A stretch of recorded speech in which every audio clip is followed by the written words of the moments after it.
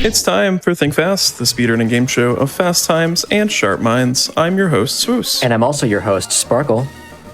Tonight, into the Emerald City, we've got Pokemon, cities, and just a few Wizard of Oz questions as well. Our contestant for tonight's challenge is Mockwing.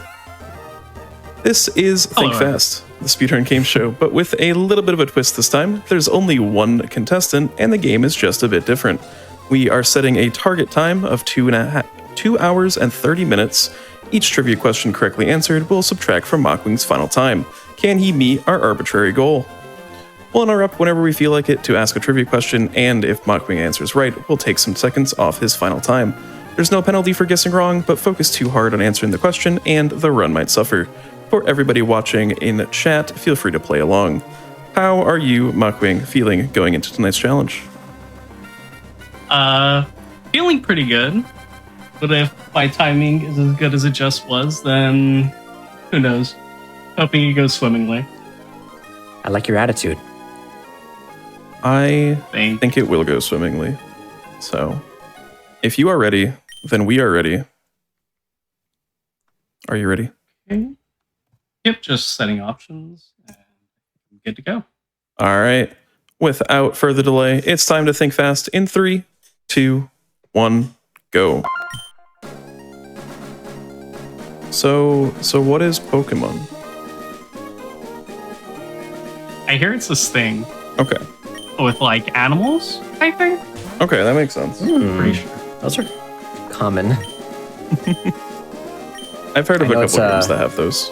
Yeah, I know it's kind of the off season for Emerald right now. All the Gen 3 Pokemon runners are on Fire Red Round 2, but we've decided to strip you away from that grind and get you on this time to think fast. Absolutely, and you know I love taking on a challenge. Yes. So what do you like about Pokemon Emerald as a any percent glitchless category? So, I mean, for me, out of all of the Gen 3 games, I feel like it's the most complete feeling of the three. Just like having to do with having to go everywhere around the map before you really get to the end game, especially with the way the route of the speedrun goes. But also just like the cool story with the villains, Team Magma and Team Aqua. And then, of course, there's also like the little bonus of getting to finish your run with a legendary. Yeah, that's always pretty baller, huh? Of course. Yeah. Yeah, unlike the past two Think Fast shows, I'm actually quite familiar with this game. So I will have a very, very good time following along. I'll enjoy this very much. All right, so what's the general strat for Emerald here, other than just go through the game? Is there any RNG manip you're doing or stuff like that? Yeah, so the general strategy for Emerald, just for like the Hoenn region games, is going to be that you're going to be taking Mudkip for the most part and making sure you power that up enough until you get to Rayquaza. But in the meantime, it's going to get you through, I think, 7 out of the 8 gyms. But in order to do that, we do need to get a really strong one. So we are going to be doing a starter manip to make sure we get some really good stats. Yeah, with the way this game's RNG works, we can't, or Mockwing won't be able to get a perfect Mudkip across the board, IVs-wise, but close enough for what the run's trying to accomplish, so it's still pretty convenient that it shows up in the time it does, because the way this game's RNG works is kind of different from other games for sure. And it's coming up right here. Oh. 1 second.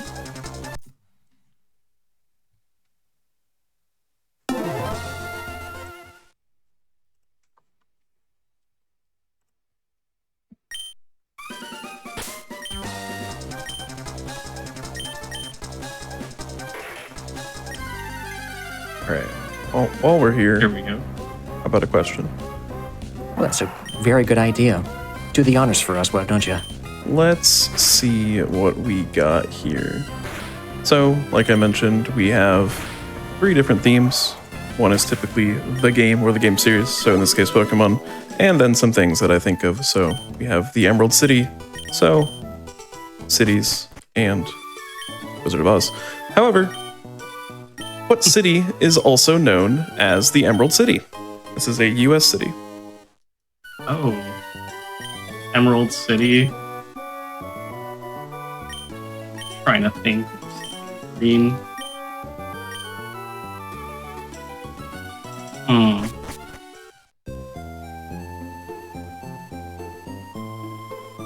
Reminds me of me. Started with a pretty hard question, Swoosh. You're unforgiving. Look, I have one question that I actually like ties all of the themes together for once. So I had to ask the literal it first. one question, Right. but nothing else. Everything ties Okay. together with this one. It all comes Yep. together. I would have to think it's Kansas City just because it has to do with the Wizard of Oz. No, I like your thinking. Also, too. Kansas City is not really in Kansas, but that's okay. It is called this because of its year-round greenery, even though it's a place that I wouldn't think is year-round green. It's in the west of the U.S. West of the U.S., known for its greenery. Well, there's Oregon.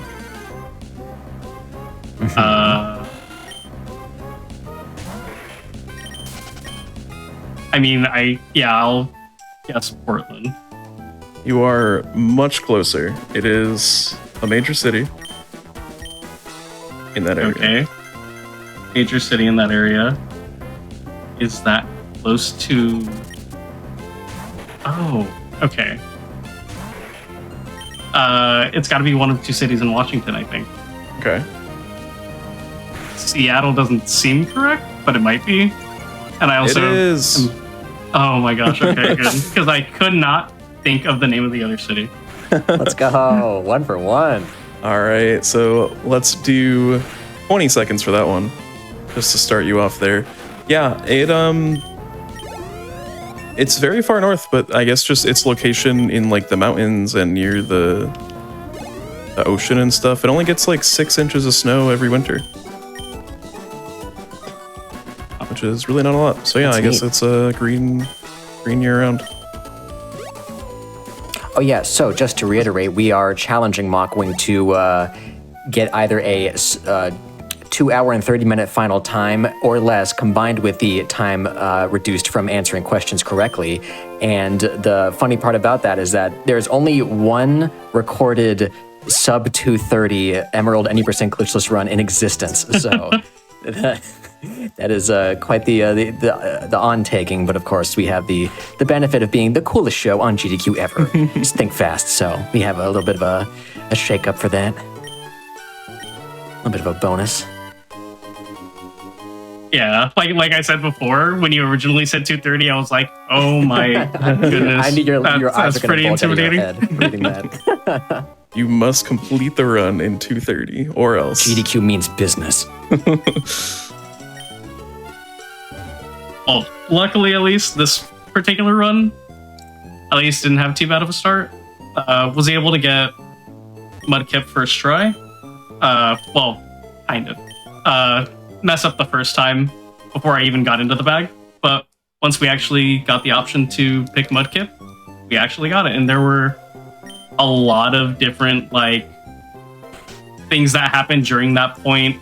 I was also trying to extend off of it to go encounterless, but that didn't work. Right. But the most important thing at the end of the day is making sure that you have the right Mudkip. Yeah, it's a 1 in 60 frame trick to hit that Mudkip, so it's always a clencher. So why Mudkip? So the reason why we picked Mudkip is out of the 3 starters, it definitely gets through the early game the easiest, because Roxanne definitely isn't any type of slouch. But also just combined with its overall attack and its high enough special attack, as well as its general bulk, it's plenty good enough to get you through almost the entirety of the game fairly easily. The only place it would really struggle is the E4, but by then we have another option. Makes sense.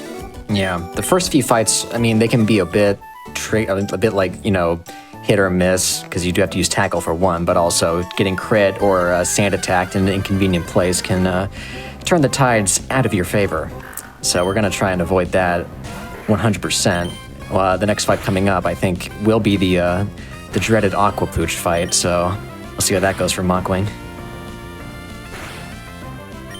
Yeah, there's a strategy that can help you for that fight, which is if you happen to find a level 4 Lotad here in this grass while you're running over to the mart, you can go ahead and knock it out and it'll give you level 8 beforehand. But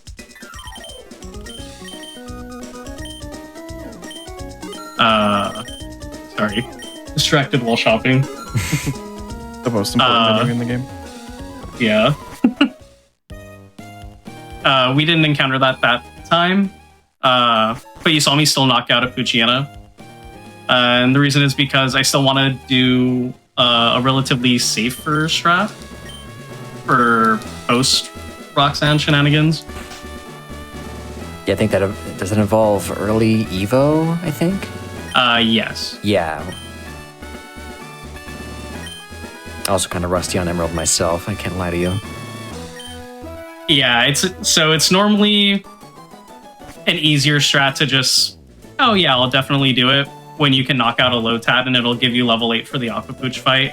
I took out a level 4 Poochyena and it didn't give me that level, so it's not going to help me for the next fight, which, as I'm sure everyone will see, is going to be pretty annoying. But it's still going to be enough experience to let me evolve earlier than anticipated.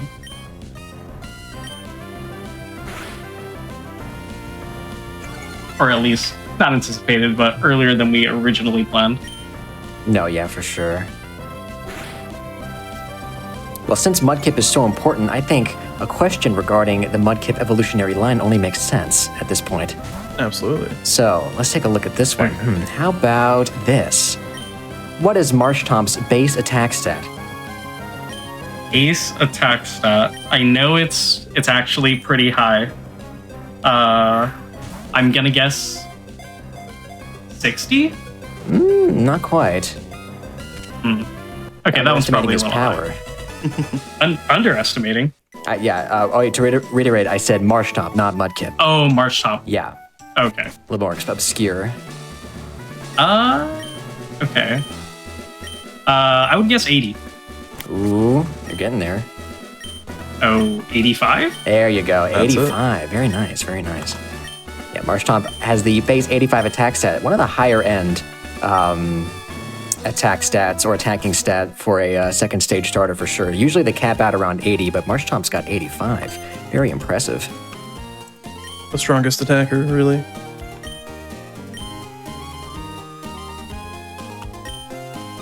Let's go ahead and give you, did you already give time for that, Swoos? Yeah, that was a whole 15 seconds. Okay, I would have given 10, but you're much more forgiving than me, I guess. Look, we gotta meet the time. I believe This we is can. We can do it without any trivia time, obviously. But you know, Yeah, but you gotta make it look difficult. yeah, the sub 2 will come one day. We just gotta baby steps, you know. Skip half the gyms, and then we'll make it. Yeah. So right now, Mockwing.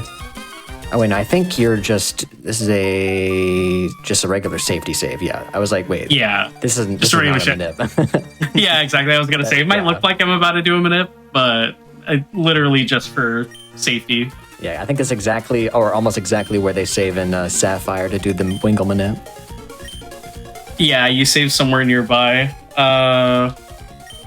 So there's like a common Emerald marathon thinking about where you should save before this fight, because this is the fight that's Right, gonna yeah. eat up most of the attention right now. But do you want to do it right in front of this one, or do you want to do it before you even do the first run to walk spinner pass? Okay, interesting turn one. Huh. I I mean, it should be fine. It's only one sand, right? Wow. Okay. ballin'. Nice one. Easy. All this fuss over nothing. No level 8 needed. It for is this probably one, what people are thinking. That was the easiest fight. There was no issues there. Yeah. I know. I actually got it a turn faster than what you're normally planning to. God. But that fight it's definitely just a very stressful fight to have to do. Because, for one, as you can see, the Poochyena knows Sand Attack. And even though I didn't miss either time after the use of Sand Attack, the way he can troll you with that is honestly beyond comprehension. Yeah. I didn't realize that this game could be so troll until I started speedrunning it, and I've been opened up to like the several depths of hell that is Aqua Pooch. And it's a fight just lasts forever is the main issue. Because a lot of fights in speedruns, it's like, okay, 2, 3 tackles, whatever. But 5 is like, all right, you're kind of pushing it. But you got into 4 because, you know, you're the GOAT. The Think Fast champ in the making. I mean, this is already the single best Pokemon Emerald we've ever seen on the show. Yeah, so I mean, literally. Thank you. Okay. Speaking of fights we that keep last getting good forever. crits. Ooh, okay. But yeah, so now Mockwing is just slowly but surely taking out this Geodude. After this fight can reach level 10, getting the coveted water gun to hopefully sweep the rest of Roxanne's gym easily. and then we get to play the game. Exactly. Exactly. But between, so there's a few problem areas within this first split of the run. Obviously, there's just the trouble of getting the starter in the first place. But then after that, you have to get through the Rival 1 fight relatively unscathed, as well as the Kelvin fight before the Aquapooch fight. And because of manips that we do later in the run that require a stricter step count, we can't afford to grab the potion that's in our PC. Yeah. So we actually can't afford like too much room for those fights to go wrong. Yeah, the step count pretty much only matters for what Mockwing's going to be doing after the Roxanne fight, which was kind of funny that you said, Swoos, that we're going to get to play the game after Roxanne. Well, it's only just beginning. Well, But it's okay. Your ignorance is understood or understandable. I haven't played this game since I was a kid, I think, so. My God, I'm sorry. That my mic setup is very, very bad. I'm being very irresponsible. Anyway, it's totally like not hanging on a tissue box or anything. It's like you can rest assured. I have this completely under control. I think that means we ask a question. Yep. Go ahead. How about... Not a hard one. I already asked a hard one. Who plays the Scarecrow in the film The Wiz? The film The Wiz? Okay. I think I know that one. Would the answer be Michael Jackson? It is Michael Jackson. There you go. Wow. I figured any other actor in any other series would be like impossible, so there you go. I have never once heard of that movie in my life. It's When like did that come out? like the late 70s, I think. It's I don't fully know. It's not a sequel. It's kind of like a reimagining of the series, I guess, and I've heard it's weird. Yeah, I assume it would just be, I mean, well, just because Michael Jackson, it would just be, there's to be some dance numbers here and there, and then, Yeah, I mean, I don't know, that's all I can really imagine. the base film is already a musical, so Right. you just expand on that. Yeah, I've heard it's very odd. It was also not well received, so check it out when you get the chance, I guess. I do like the Wizard of Oz theme. It's fun. Especially with Wicked also just happening. True. Unfortunately, I don't know enough about that to have a question about that, but if Maybe we'll workshop stuff during a break. It's gonna be a you thing, because Maybe I'll workshop stuff during a break.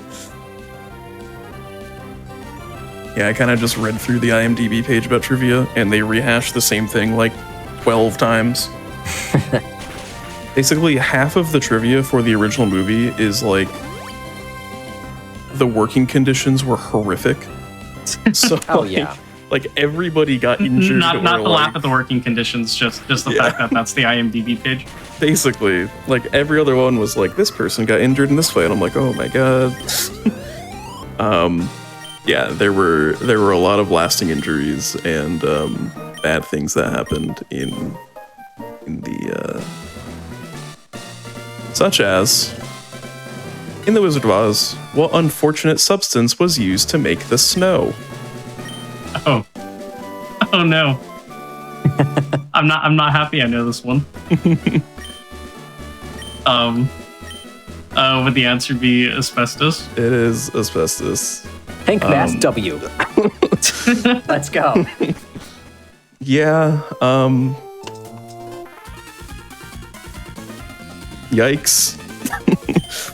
we have a notes page for or like a notes like any like additional info. I just wrote the word yikes for this one. Like there's not much more to say. Yeah, I'm with you on that one.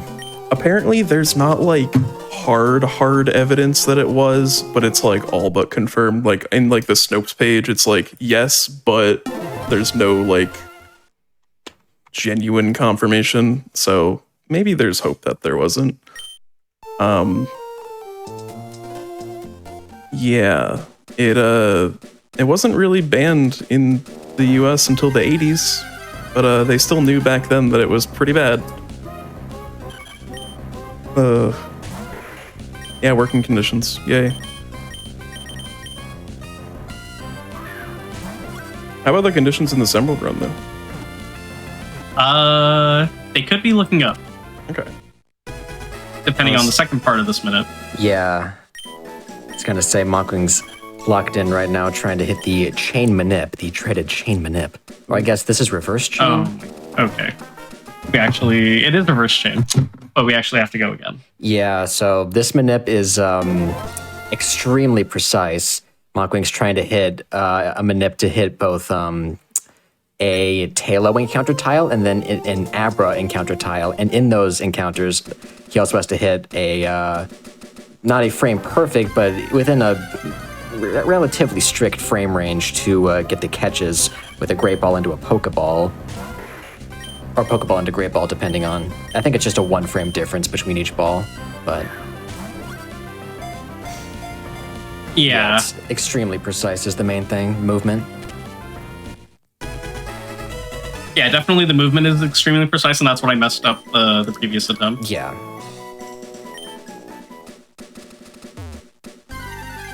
Oh, I believe that was early. It's okay. Yeah, so another thing about this manip is you have to react to what kind of movements you get from the NPCs, because it's when you start the game and you just go through the movement like exactly how Mockwing's doing, but depending on when you hit start or A on your start file, that determines how the NPCs will act, or the RNG, how the RNG will act, and thus the NPCs. So you react based off that to determine the movement path you will go on. And it's a lot of twists and turns. It's very, very comical, some of the movement paths you have to do under specific frames, but that's one thing I know tooth and nail about this game when I used to run it. Looks like we're gonna have to try this. Yeah, this is definitely one of the hardest parts of the run for sure. So other than the final minute we'll be doing in the run, that one probably costs more time to lose. But this one's definitely a pretty hefty time investment just because it's a 2 Pokemon minute. Mm-hmm. Nothing a few think fast questionnaires can't fix. Sure. You got one? I mean, well, little bit of a sensitive time, I must say. All right, we'll wait. I mean, you're gonna get it this time, so we'll just ask one right after you're done. Surely. Right?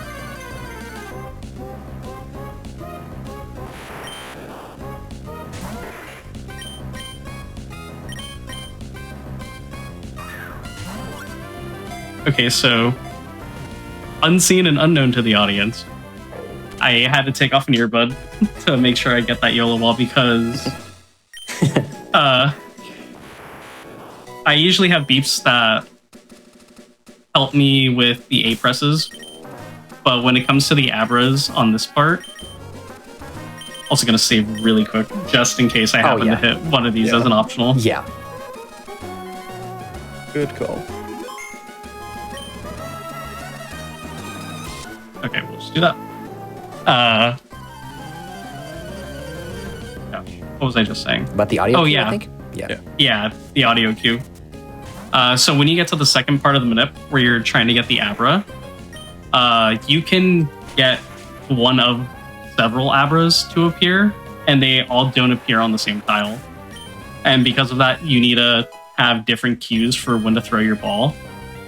So to solve this, we have audio cues that go off the music that plays in the background. So I'm just counting beats, like 1, 2, 3, 4, 5, 6, along with the music.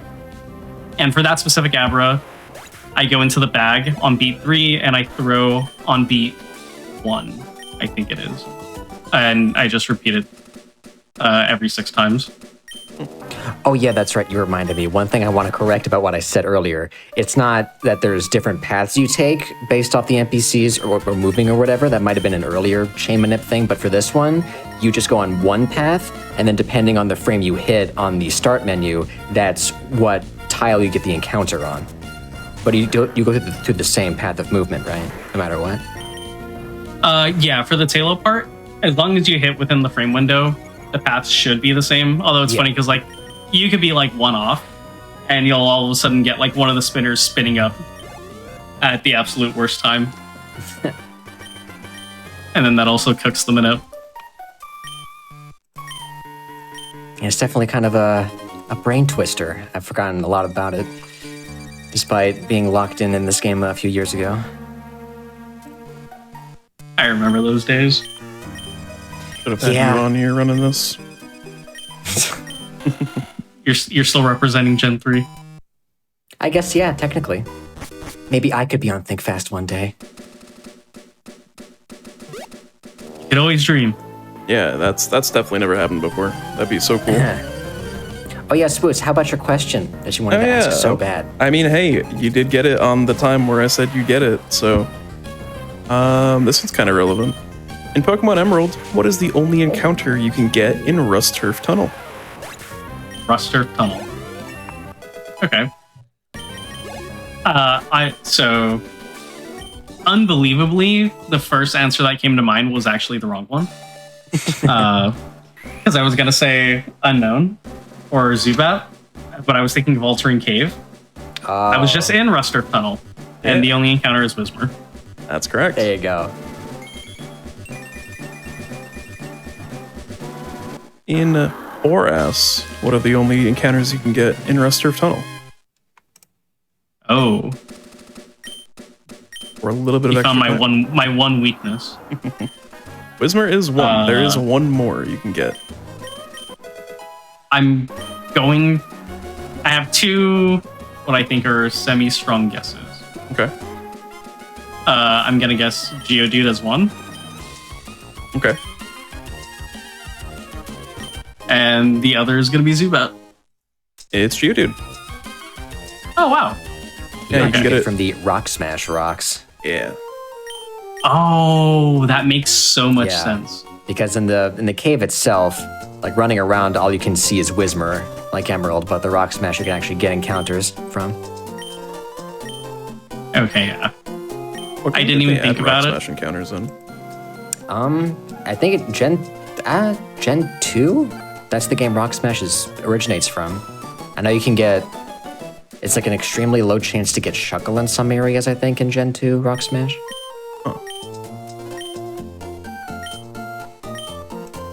I know Emerald has that same struggle too.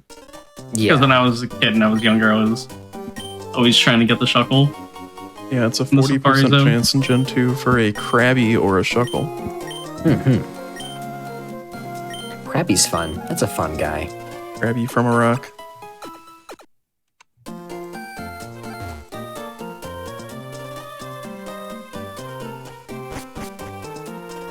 Busting open a rock and finding a crab is a pretty interesting Pokemon More common than you mechanics. think. Honestly.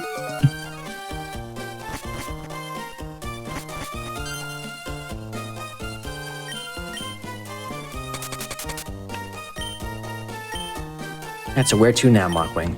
You're the boss. So first, fortunately, we got to make a call Of course. to the Devon president because I know people. Whoa. You know, I mean, you don't really know him by first name, so I guess you're not that cool, but you're still pretty cool. That is true. Okay, but now we're finally going to use Abra, which is the whole reason why we had to keep resetting for that minute to teleport back over to Petalburg, and we're going to be using Abra a lot more for the rest of the run. Yeah, Abra, super useful with its innate teleport functionality, because we do have Talo to eventually learn Fly for us, but in between that point, where we have to play the rest of the game up until we get the Fly HM, it's going to be a bit of a struggle traveling, so Abra helps a lot with that.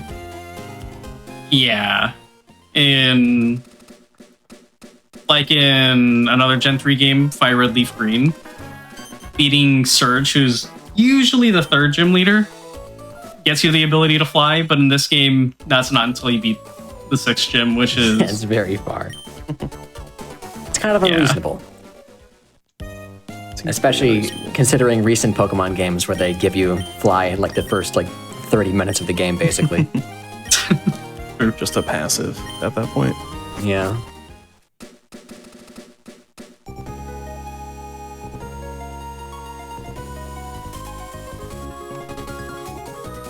But yeah, so we are making our way to Dewford, which is just natural along the story progression of Emerald. And there is a gym there. However, I am a little bit too scared to fight it right now, so we're just going to delay it till later. That's fair. That's a very scary man. Yeah. I would be scared Incredibly too. scary. It's funny because in Sapphire, you do fight Brawly early, but it's a really bad fight. So I like to think that Emerald's like a parallel universe where May is like, wait a minute, something's not right about this place. I don't want to be here right now. I'm just going to run away. I'll come back later. Just looks too foreboding. Yeah.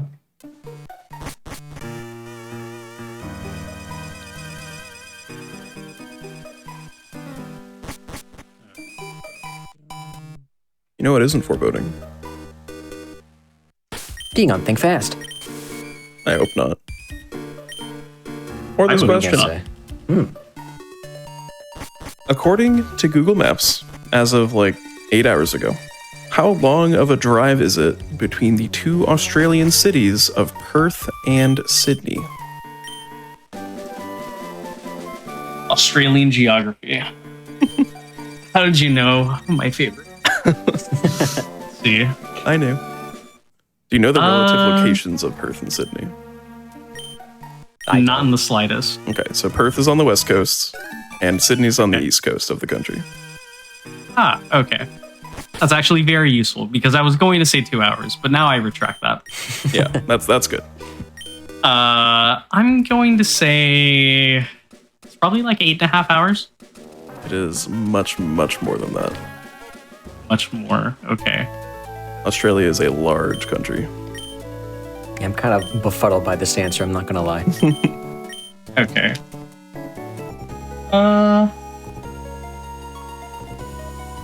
Let me double check just to make sure it's still roughly accurate.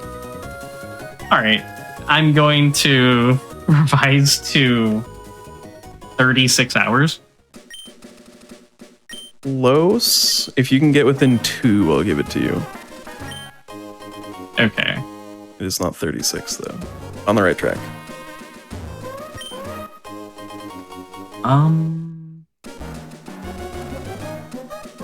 gonna guess 42 then. Yeah, that's 41. Pretty much bingo. You can take an alternate route. That's 42 hours. That's a lot. The scenic route. Yeah. It's The famous scenic route. 3,933 kilometers, which is 2,443 miles. So do you have to like drive across like the perimeter of Australia? Are there roads in the middle? Yeah, so there's basically one road that goes through like, it's called Null Arbor, like no trees, because it's kind of just like the desert. And yeah, there's like one road through that. There's like a settlement every like 200 miles or something. It's not advised to drive through it, but you can. And it is technically possible. But yeah, it takes a good 40 hours. That's a lot. Buckle up.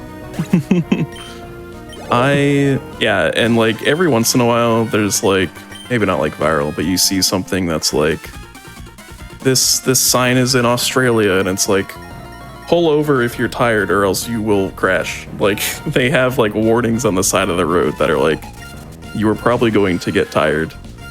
I know there's some, it's probably along that road. It's like, Is that where Desert Bus takes place? No. No. That we can go into in a minute. Okay.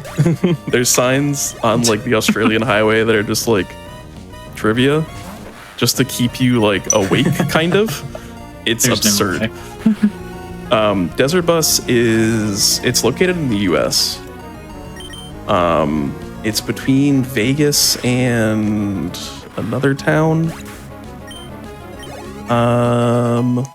One sec. Tucson, Arizona, and Las Vegas. Tucson in real life? Yeah, Tucson actually exists in real life. That's cool. If you could believe it. So does Las Vegas. Bonkers. But yeah, that's if they made like Desert Bus but Perth to Sydney, that'd be rough. That'd be good Desert Bus for Hope content, I think. 40 hours. Desert Bus special.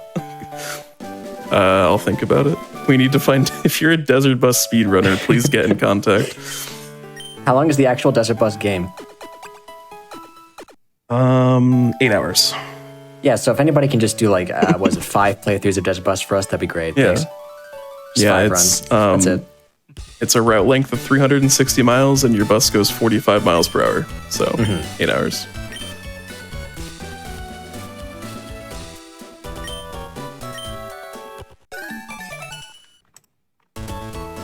So we got to see the power. Oh, good.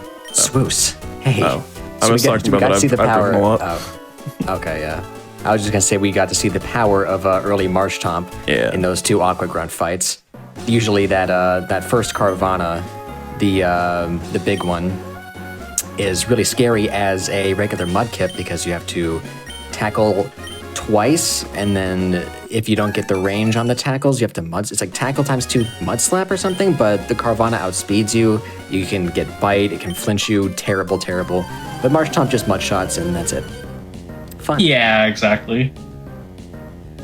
And the trade-off is fighting 1 extra Pokemon early, and and fighting the hiker right after you do reverse chain, which honestly, that isn't a whole lot to ask. It's usually like 4 total turns of investment.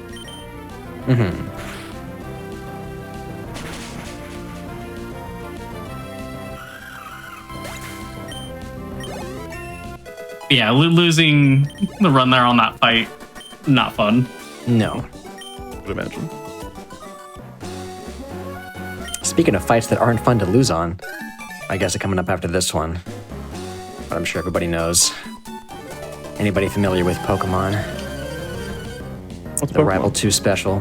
Well, Swoops, I'm glad you asked. For those at home. I think the best way I can put that into words is with a question. Ooh. Okay, let's take a look at this one. This will be a good one. All right, so Gen 3 saw the National Pokedex reach 386 Pokemon. What Pokemon is number 385? Oh. That is. 385. Okay, the last Pokemon introduced. Was it Dion? No, No. that's the trick. Okay, I'm thinking Jirachi. There you go. Oh, Jirachi is it. Yep. Yeah, so when I was forming this question, I was like, 386, just like, basic question. But wait, what if I be a little sneaky and just do the one right before it? I could trip people up, and I think I succeeded. Should have just been like, what is Pokemon 244? I mean, What is Pokemon first off, 244? oh, it's not Larvitar. Larvitar is 245. I almost had that. No, wait, it might be like Raikou? It is Entei. Close. No. I would not have known. I would have said, like, crappy. It's not true. Yeah, dude. What's Pokemon 726? Pikachu. Pikachu plus a couple. Yeah. Look, if you stacked a lot of Pikachus together, True. you can get any multiple of 25.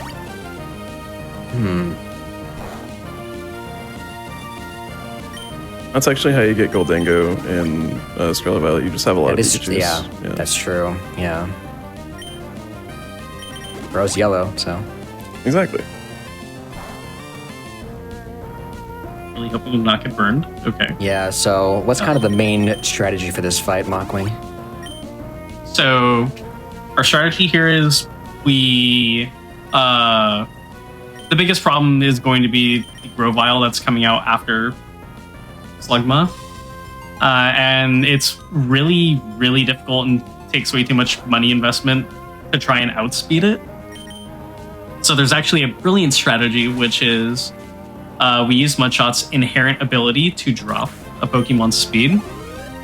So that way we can be outsped on the first turn and then not be outsped on the second turn. And thus giving Grovyle no benefits from using Absorb. Yeah, that's pretty wicked. 1000%. No, that was not a joke, Swoos. Oh, Goldengo preference? No way. No, I said that's pretty wicked. Whoa. That's our theme. Because you're like the Wizard of Oz fan here, so Am I? I just wanted to make you feel involved, that's all. Oh, thanks. Yeah. I just write the questions. I'm not affiliated either way with the franchise. I know a lot about it because I read a lot about it today. So, I mean, ooh, Wingle, whoa. Let's relax. Yeah. Yeah, that Wingle likes This is a little to close. kind of own you at the end when you, because most fights or most hard fights in Pokemon speedruns, like you get through the one bad Mon, and then it's like you just do like your victory lap against like the last two, jabronis. But Wingle can sometimes just own you because you can miss the tackle range and then just get crit. The Pretty ace funny. is obviously Wingle here. It's true.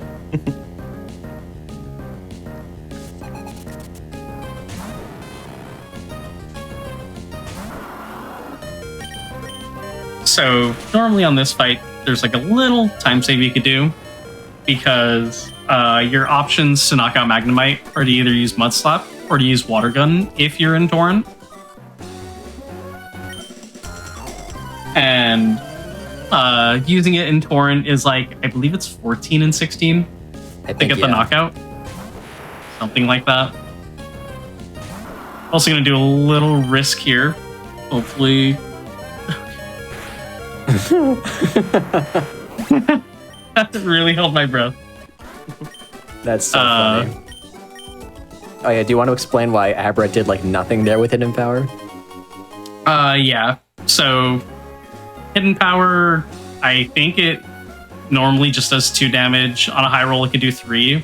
But the Hidden Power it's using is actually Hidden Power Flying, if I'm correct. I think it's fighting actually, but it's a physical type that's not stab, so. Exactly. But yeah, and And also all of Abra's, yeah, go ahead. the stats are in special attack, so a hidden power with a physical move like that isn't going to be hitting hard. Yeah, and also most NPC trainers have their IV set to 0 for all their Pokemon, and so the power for hidden power ends up just being 30, which is like the power of struggle. So it's pretty pathetic. Okay, I did forget about that. Yeah. Okay, gonna do a little mini here. It's mock bike time. Oh, man. Now we're really thinking fast. Mock reference. True.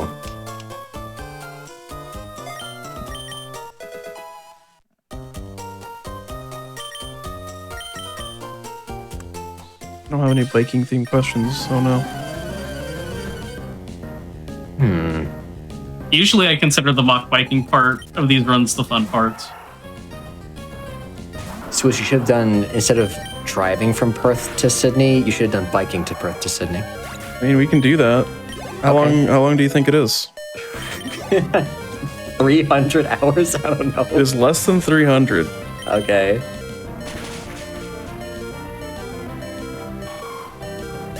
How about if Mockwing gets within 25 hours, we'll give +1 bonus second. Sure. Biking from Perth to Sydney. It's a different route, so this one's 3,800 kilometers. 3,800 kilometers. Okay. So many different parts of my brain are activating right now. Try and do all this conversion.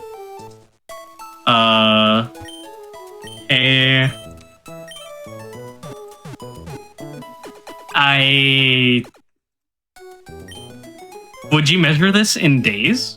You can. It is measured in hours, but days would be acceptable. This also always assumes that you're not taking breaks and you're biking or driving or walking consistently the entire time, which obviously is not realistic, but Just like Pokemon Emerald. yeah, you're always biking, This should be easy. never sleeping. Okay, well, let's see. It took 41 hours driving. Yep. That's going to be a longer route biking. I would guess it'll take...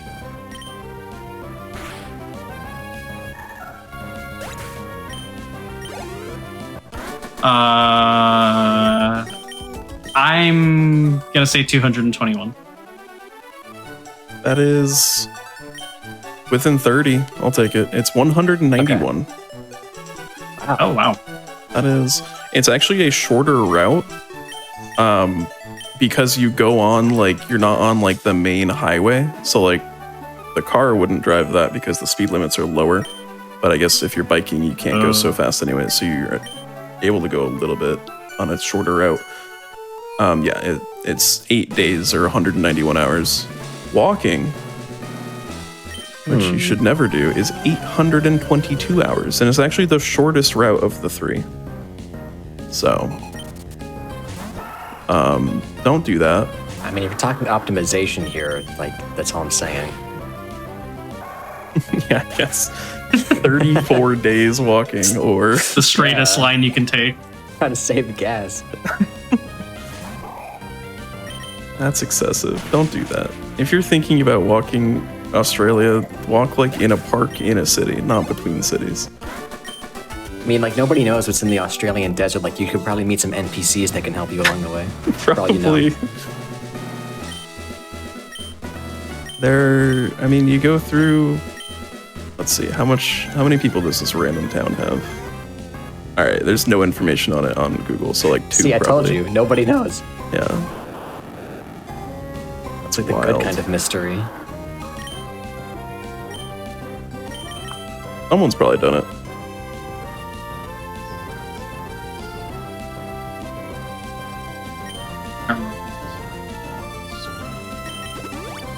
List of people who have walked first. across Australia. Thanks, Wiki.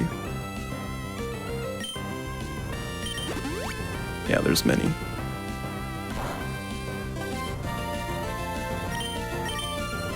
Honestly, I'm already starting to overthink in the run because I probably spent about 8 seconds deciding which X item I was supposed to use first. And the difference is that it saves like 1 input if I do it correctly. Do I mud shot this electric? Well, I mean, at that rate, one more question can't hurt, right? So Of course, yeah. let's go ahead with that. Let's see, what's the one I wanted to ask? All right, go for it. This one. Okay. In Gen 3, which Hoenn middle stage starter doesn't learn their evolution line's signature move by level up?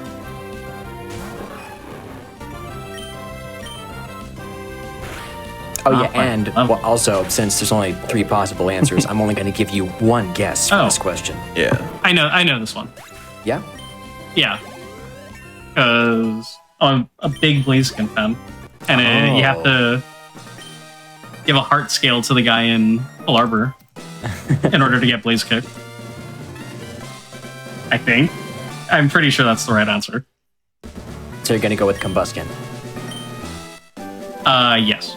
Okay, that is correct. Combuskin does not learn Blaze Kick by level up, or at all, but Grovyle learns Leaf Blade at level 29, and Marshtomp learns Muddy Water at 37. And something funny about that is, so Torchic, what's typical about first stage starters is that if you don't evolve them, they usually learn like a powerful stab move, like at level 40-ish something. So Mudkip gets Hydro Pump, Trico gets Giga Drain, Mudkip gets Hydro Pump, etc. for the rest of the starters. But the second stage, the middle stages don't get those, and neither do the final stages. But since Combuskin doesn't get Fire Blast or Blaze Kick, the only fire move it learns by level up is Ember. We're at level 10, which Torchic already got. So if you have Torchic going into Combuskin with Ember already, you do not actually get any more fire moves for the rest of your level up learn set as Combuskin. Wow. Very funny. Wait a minute. And that's why... I think the part of my brain that remembered how to do run to bikes Honestly, I fear for you. For is now filled with... Yeah, the think fast effect is in full force. If you were on a Mach bike, how long would it take for you to cross Australia? I mean, like, if you would have to, like, imagine Australia as, like, a GBA tile set, right? So, well, I mean, since everything's like scaled down, right? Right, like because, how large is one tile? Right. But it's because, like, sprites relative to the tile set are, like, really big, right? They're just, like, so you're, like, effectively riding, like a 10-foot tall bike. You're, like, 15 feet tall as a human, as an NPC in the overworld. So, based off that, and, like, I don't know how many tiles the Mach bike goes per X frames. It's pretty fast, though. Maybe like 20 minutes. Yeah, that sounds about right. Yeah. You think anyone's actually done the calculation? I mean, like, that sounds like an 8F question. Should ask him. Here's an 8F video. Mathematically calculating the actual speed of the Mach bike. Well, great that's call. A start. Oh, that's a start. Fantastic call. Actually perfect. That's good. We'll get that info after the break. Please, I'd love to know. Yeah, because you can do like in Minecraft, every block is a cubic meter. Like, is a tile in Pokémon Emerald a square meter? Maybe. I mean, it's like you can go based off like the regions and like what islands they're based off of, and just calculate the tiles based off that. That's like at least a real world comparison you can use. Okay. Is my guess. Well, it looks like someone's already done the math, so thanks. Oh, wow. Yeah, I'll look at that in a little bit. Not the way I wanted her to be looking. Oh yeah, this next pass is quite fiendish. It's definitely really hard. It's like maybe saves you a couple seconds if you do it optimally, but like it just looks really cool, so why wouldn't you want to do it? Right. Unfortunately, I didn't even get the setup. I'm gonna have to bag on it for sure, but I can still try and do it fast. See what happens. We're gonna cheat and already be on the bike.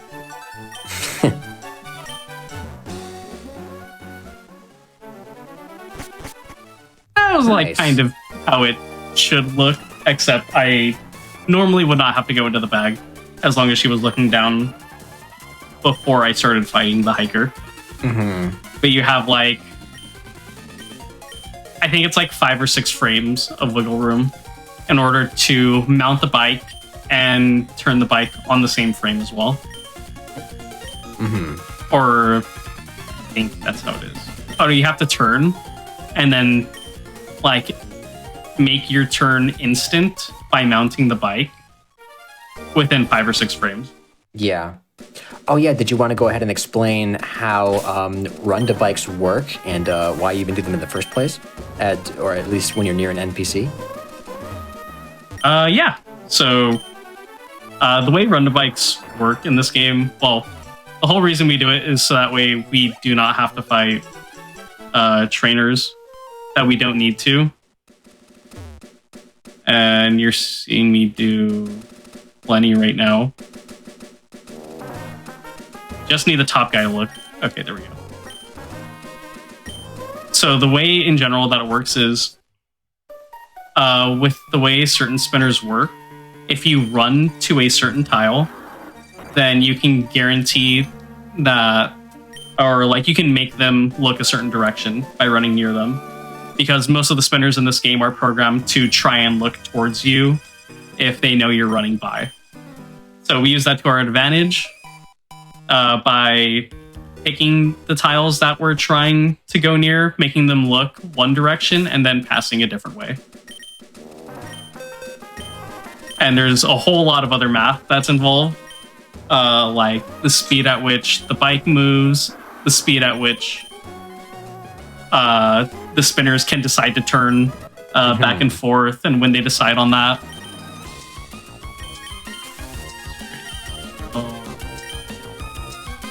This menu always trips me up. Yeah, There's a lot to do.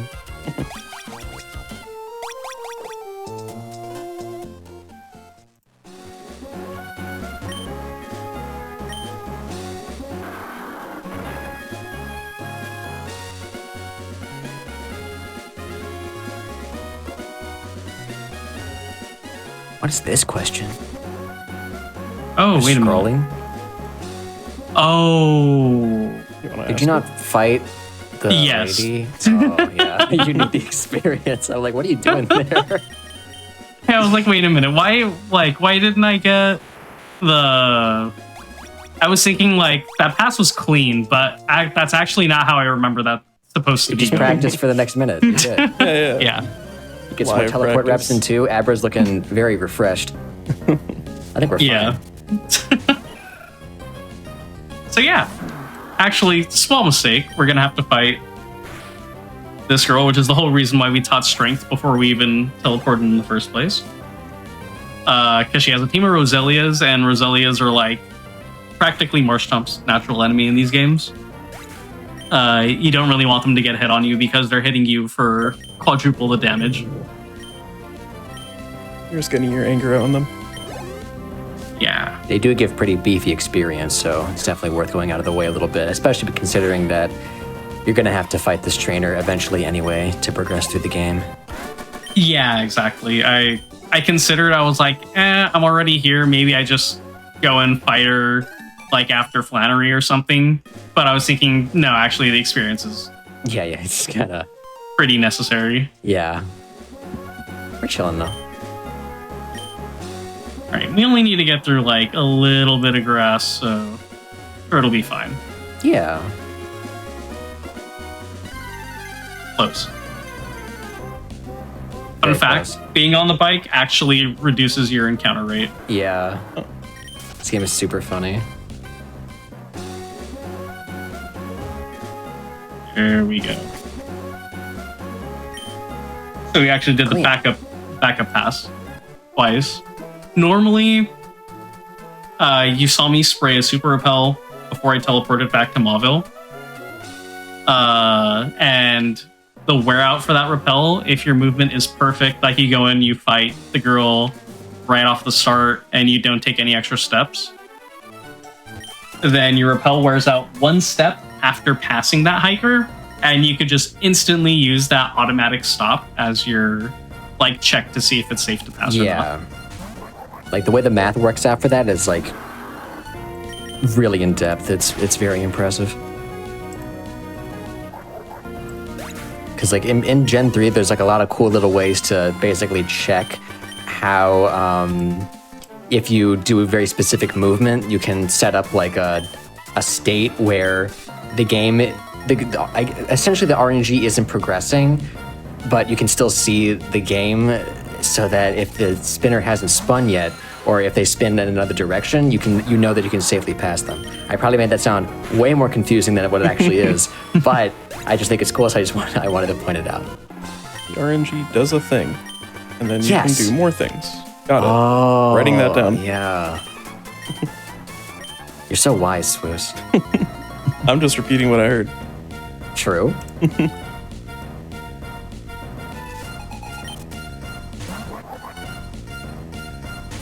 We are coming up to one of the more annoying / difficult fights in the run, or at least like for the early game. Right after this one.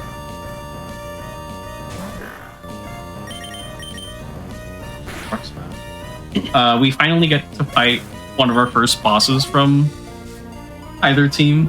This time, Team Magma. Ooh, speaking of either team in Pokemon Emerald, how about a question for you?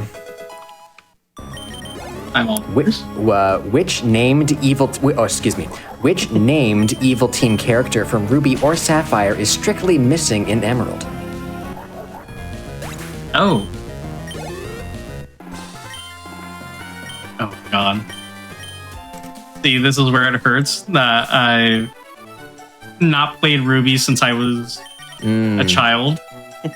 And I know it's going to be in Ruby. I already know it. I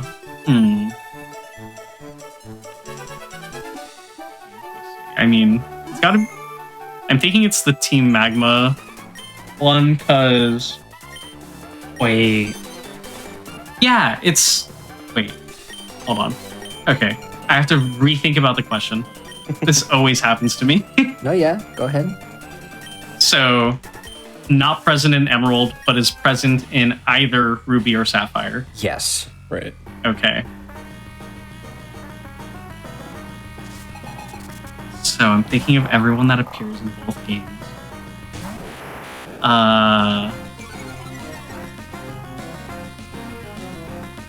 It's got to be the female magma grunt or something, but I can't remember her name.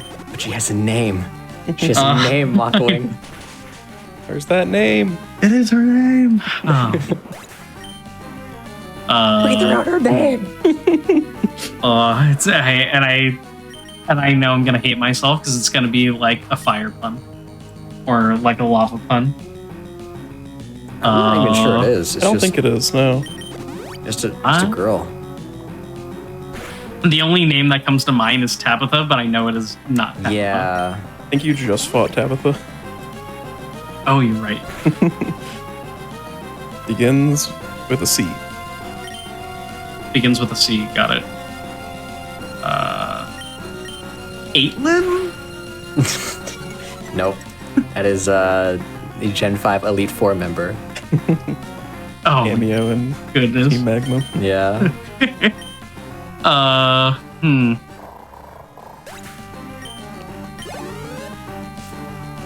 know all my ORAS fans in chat are just fuming. Steam coming out of their ears. What is it?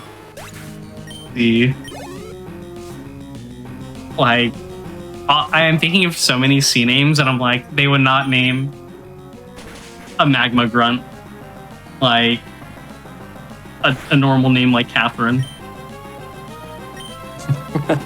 Oh wait, I wasn't in Torrent, but it's fine.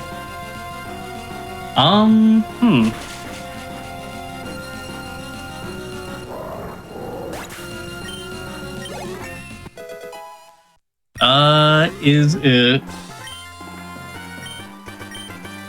Pauline? No. Give you one more try. Yeah. I believe. Okay. Is it Harley? No. I like the names you chose, though. No, the correct answer, her name is Courtney. Courtney. Courtney from Pokemon Ruby, who reappears in Omega Ruby, as that is not Pokemon Emerald. But yeah, so every other named evil team character, so obviously Archie and Maxie are in this game, and then on Team Aqua's side, Shelly and Matt are present, but on Ruby's side, only Tabitha is here. Courtney is nowhere to be seen in Pokemon Emerald. Very sad. It is sad. Make it. With that, are you in a decent spot Yeah, sure. for our first break? Yeah. I'm actually just doing a mini before we do a gym leader fight, so we could do the break before or after. We can do it now. Okay. 3, 2, 1, pause. All right, cool. You're already paused, but Right, down for neato. production side. We're not going anywhere. We are not even halfway into our Pokemon Emerald solo challenge with Mockwing. But before we go to our break real quick, we have a couple announcements. Why, thank you for that beautiful segue, Swoos. Of course, we have AGDQ 2025 coming up in Pittsburgh, Pennsylvania, January 5th to January 12th. Make sure you visit gamesdonequick.com and check the AGDQ 2025 important dates section to learn more. Important dates involved in the important dates section. Also, if you would like to support GDQ Hotfix, check out the 2024 Season 4 shirt at theyeti.com. Oh my god, I got hair in my mouth. /AGDQ. And last but not least, of course, you can join the official GDQ Discord and add the Hotfix role, where you can keep tabs on upcoming events, talk with staff, that's us, and more. Use ! Discord in Twitch chat for more info. And with that, now's about a good time for a break, I'd say. Yeah, don't go anywhere.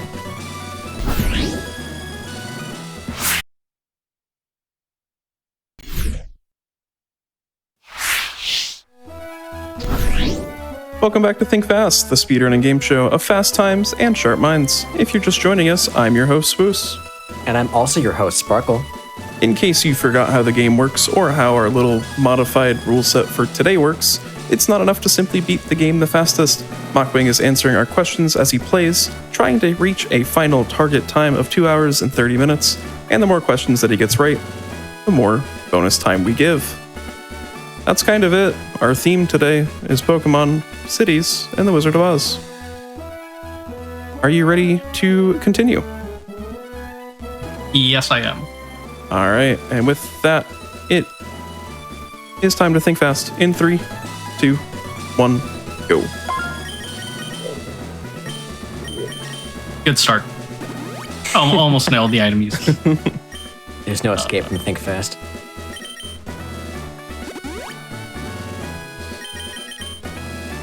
All right, so roughly where are we in the game? Well, I guess, where are we in the game?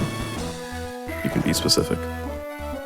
So right now we are in Lava Ridge. We have a gym fight we're about to do. Basically going to do like a mini gym rush for these next 3 gyms. Because we're going to go straight from Flannery to Brawley to our dad Norman. And these fights range wildly in terms of difficulty. Even the ones that seem like easy should be perfectly fine. They can still go horrifyingly wrong because, including this. But this shouldn't be a problem. Hey, Talo. Oh, okay. Hey, buddy. Accurate Nice overheat. He only knows inaccurate moves. Knows Yeah. takedown. Or luckily, not that big of an issue. I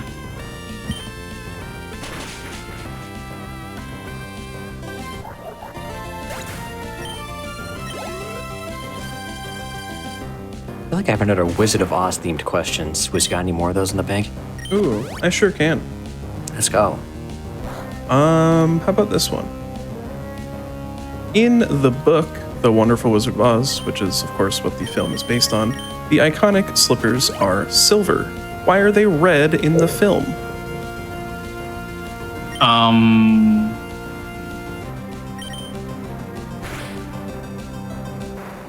Why are they red? No. Like, something is telling me an answer that I know is almost certainly wrong. I know it's a Technicolor film, so I have no idea. Because of Technicolor. Yeah. Technically, it's not wrong. Yeah. That is exactly it. It is to take advantage wait, of it is? Technicolor. Well, it wasn't like Technicolor wasn't like brand new at the time. I think like the tri-strip Technicolor thing was like newish. So the execs at MGM were like, "Hey, let's put striking color in," and then they did. So, Oh, okay. great job on that one. My guessing is on point. When Need to in be doubt, Flannery. Look at you go. Technicolor. Yeah, that fight. One of the big issues is that we can't take down the Torkoal in one hit unless we crit, and it could use Body Slam and paralyze you, or it could use a track, which is arguably equally as bad.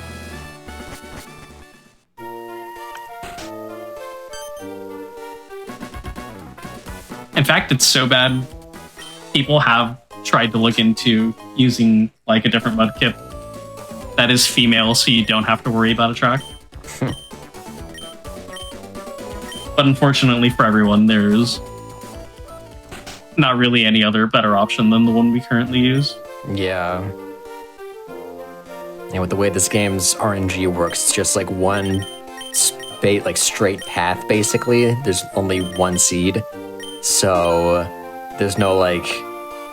You pretty much have to be waiting a very long time to get a mudkip at the same level of what we use, but also female, because mudkip's gender ratio is 87.5 to 12.5 male to female. It's no good.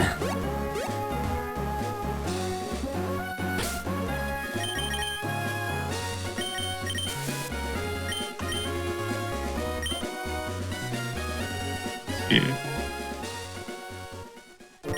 Okay. Glad I didn't miss that.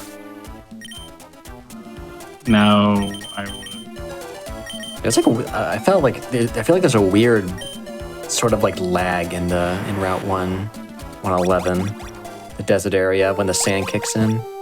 Always felt tricky to get that rock. I would definitely say you're not alone, because I definitely also feel that. Too much for the Game Boy Advance to handle. It's tough.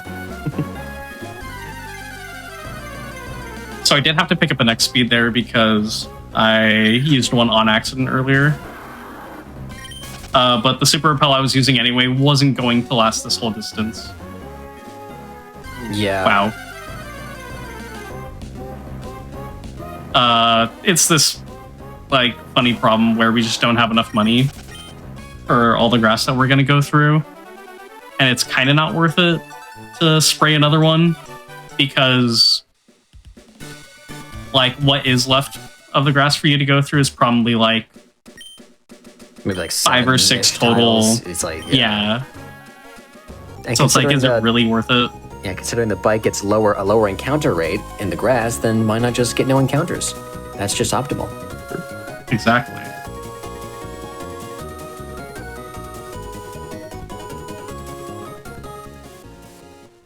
But yeah, coming up on the Brawly fight, is there anything interesting to note about this fight? Should be just easy, right? You're just so much higher level. How could it go wrong? How could it go wrong? Right. Yeah, how could it go wrong? Well, Brawly is so much of a problem that not only do we have to delay him, because we literally just don't stand a chance of beating him early on. But his Pokemon is still somehow so bulky that the last one to come out, the Makuhita, is only a range to get knocked out with the move Strength. It's not fully guaranteed, and the only move we have that is guaranteed to knock it out is not 100% accurate. So, Tough dilemma. okay. Got through it just fine. We get those though, so it's all good. Easy. Chill hand. Yeah, the bad scenario is you miss Mud Shot into Vital Throw, which is doing like close to half your health. And depending on your health after Flannery, you probably didn't heal going into this fight. So sometimes it can put you in a tricky position. There's also a bulk up, right? Oh, yeah, and bulk up. Yeah. Just very annoying.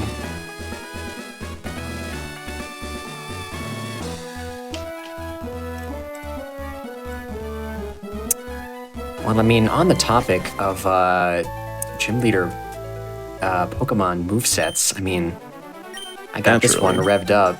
Let's see, I gotta just find it first. There's a huge list of questions because we at Think Fast just make so many questions for our contestants. Okay, here we go. All right. Champion Wallace leads with Wailord, who infamously knows Blizzard. Besides Rain Dance, name one of the other attacks it has. Okay. This I definitely know. It knows Water Spout. Mm-hmm. Very good. Yep. The other two moves besides Rain Dance and Blizzard are Double Edge and Water Spout. Very good. Very good, Mockwing. Is there a reason why you know about this specific Wailord? Yes. So, earlier this year, I was doing runs of Emerald with an alt main, and that alt main was Spinda. Oh. And it was pretty difficult to try and figure out the strategy of how to have Spinda win against the champion. Yeah. That sounds like a challenge. I didn't think you would go this deep. I thought you just like knew like from when you were a kid or something. But that is very, very personal. Okay. That's pretty wicked. Yeah, that Water Spout, Yeah. super deadly.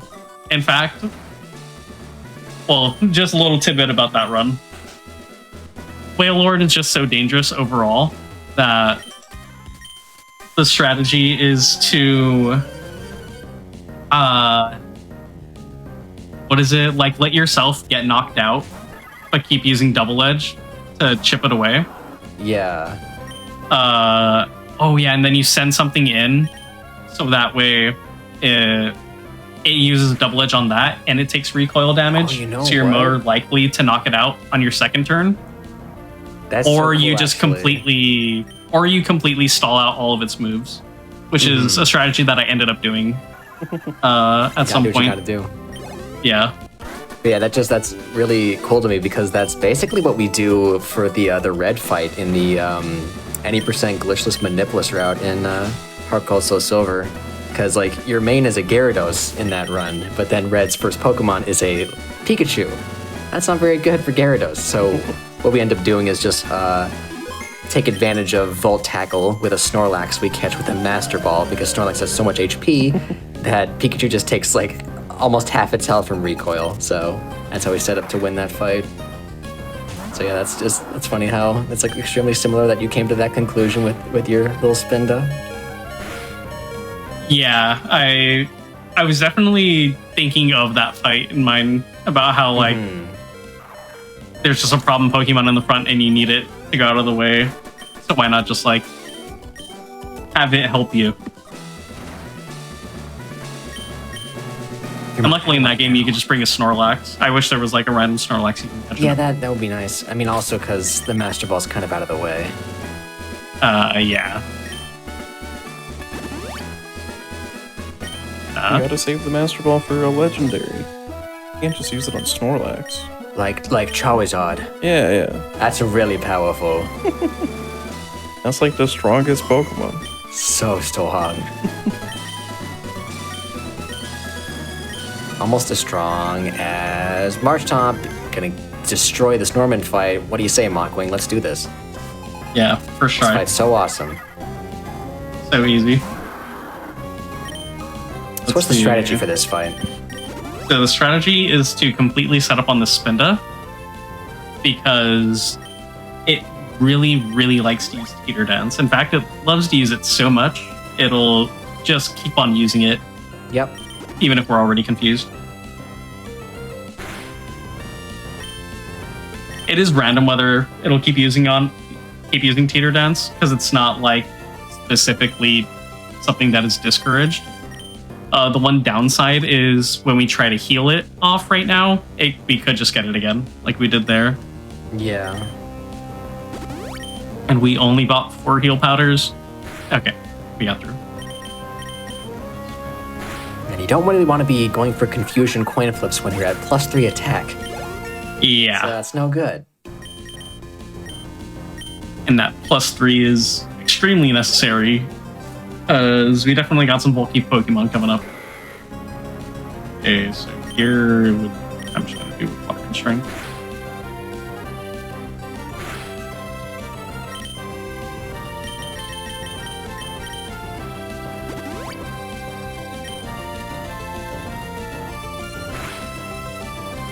Yeah. So there's going to be a problem coming up when we get to Norman's last Pokemon. Okay, perfect.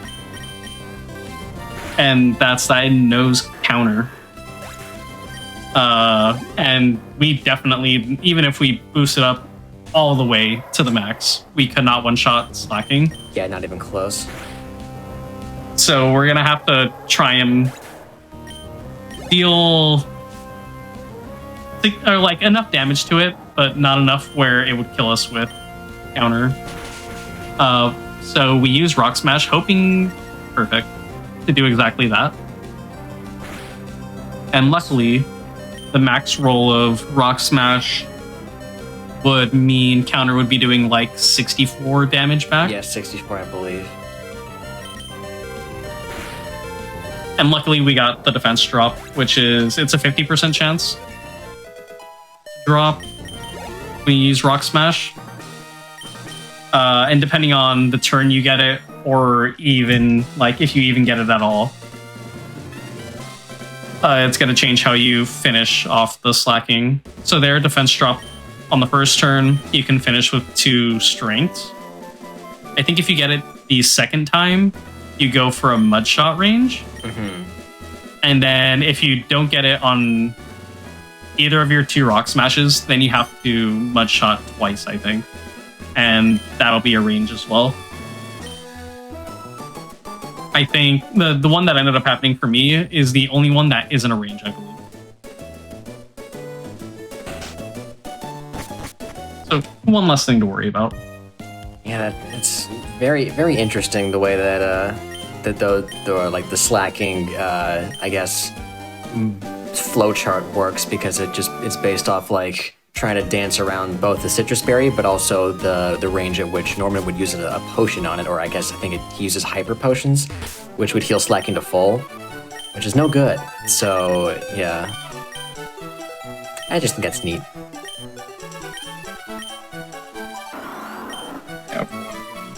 Yeah, there's a lot of planning that we have to do, because you never want to hit it into heal range. You hit something into heal range, and it's most likely fight over. It is just guaranteed to use a potion at the threshold. Yeah, it's usually... Yes. Time for me. Usually if you go below 25% and you're a gym leader, then you'll end up healing to full. Right.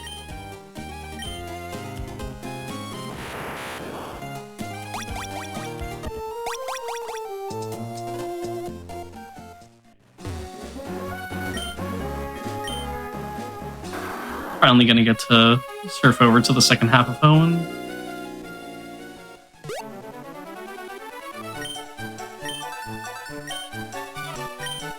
And if you like run to bikes, Oh yeah. and in general mock bike movement, Oh yeah.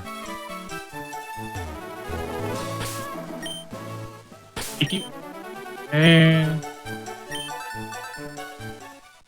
Good start. this is definitely the section where like it all comes together. Yeah. The perfect tile to get that call. That is a scripted call from Roxanne. That happens a certain amount of steps after you beat Brawly. And we want it to be that tile instead of like a tile later. So that way we don't lose any momentum on the bike. I did have to go through some grass there. Oh. Okay. A little worrying. Oh. Yeah, Linoon is not what you want to encounter. Yeah, for a second there I was like, oh, that is actually really bad. Because if you want to keep this HP is good. Yeah. So, yeah, that would have been pretty awkward.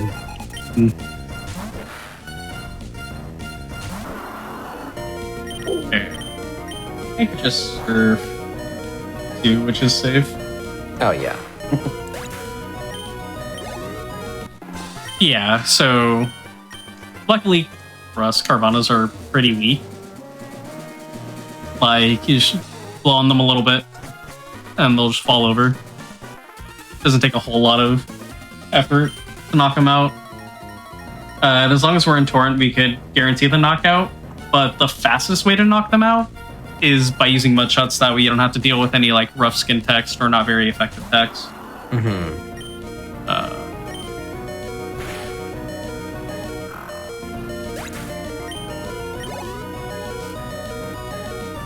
I just realized I was supposed to fight these people separately. But all of my pokes were down anyway, so it didn't force a double fight. Oh, you walked into their vision? Yeah. Oh my god. Oops. I was a step ahead. You're on it. And you still get to walk between the table on the left side. Yeah. No time lost. Time gained, even. Actually, I'm not sure. But we're gonna say time gain, just of course. Yeah. Just because. Are there any other good ways to gain time around here? I don't know, Swoos. Maybe you should go to the Think Fast Bank. Ooh, I can do that. Yes. I'm craving a city question, I think. Alright, I can do that. According to the U.S. Postal Service, what is the most common city name in the USA?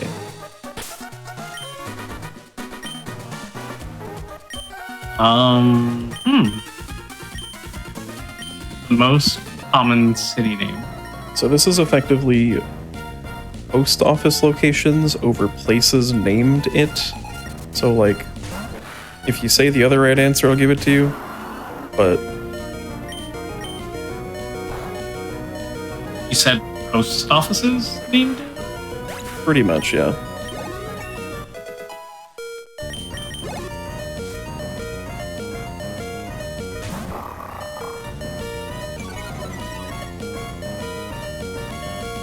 It might be hard. Something, I mean, for some reason, something in my mind is pulling me towards something with Vil. It is not, actually. It's a name.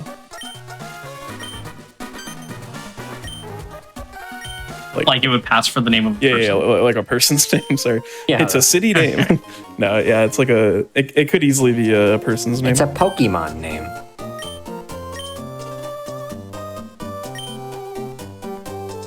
I can't tell if that's a troll or not.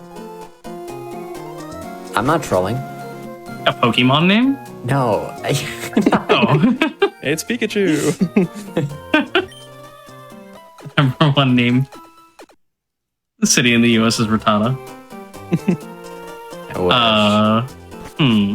There is a person with this name in the Pokemon universe, but they're like a very, very small character. How do you know that? I looked it up on Google. Okay.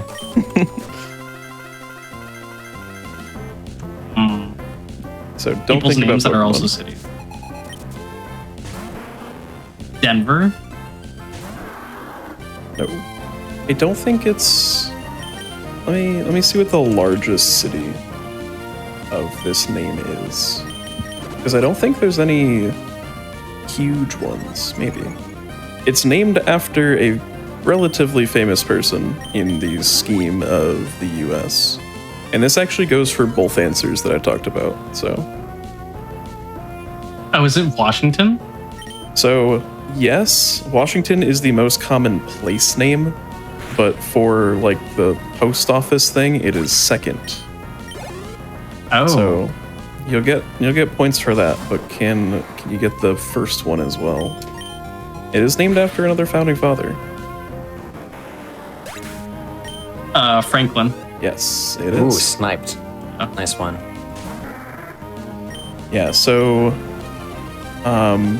there's 28 Franklins that have like post offices. There's 27 of all of Clinton, Madison, and Washington. And then for just general places named Washington, there's 91 of those. So Oh, wow. that's a lot. I think that also includes like Washington, D.C. I don't know if it includes the state. I've never thought of it before like that, where famous president, common city name, but that makes so much sense now. Yeah, there's a lot of them.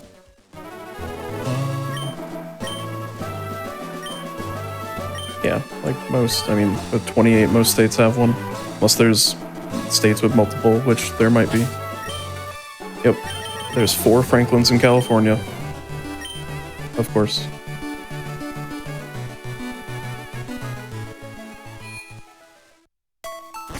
And yeah, the Pokemon one, there's Forrest Franklin, a ranger in like the Ruby Sapphire anime. What? I don't know. Okay. I thought you were gonna bring up like, oh, it's like youngster Franklin from like Gold and Silver. That's what I thought you were gonna go with. Yeah, maybe there's one of those too. But that's the first result on Bulbapedia. So That's even more funny. obscure than that, yeah. There is a... Were both of you ever able to find your actual name on like a Pokemon trainer in the games? Me? I don't know. Actually, I'm not sure. Is there like a convenient way of searching that? You can search it on Bulbapedia. There is a swimmer Franklin in Ruby and Sapphire.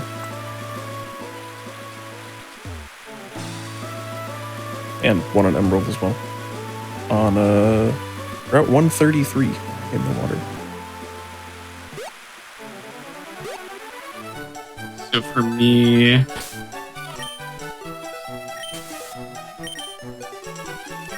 sorry, I have to set up some movement really quick. I think the first game where I found a trainer with my name was Fire Red Leaf Green, and it was a trainer in the post game. And I remember like playing through the entire game, wondering if I'd ever see my name, and seeing it at the very end felt very rewarding. Oh yeah, I forgot there's actually a major NPC with my name. That's cool for you. I'm a random one-off character in a filler episode in the Gen 5 anime. Let's go. Yep. And that's it. That's the only recorded instance of my name in official Pokemon media. Cool. I use a Pat Rat and a Blitzel. Pretty cool. I have the owner of the Gen 3 Battle Frontier. Okay. Don't care about it. Cool. Didn't ask.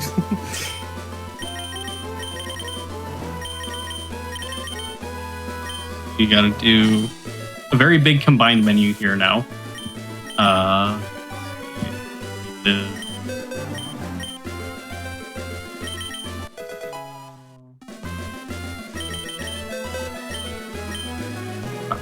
Task form.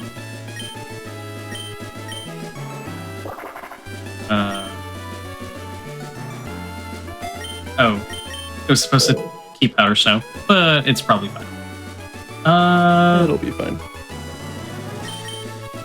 So we already gave the items.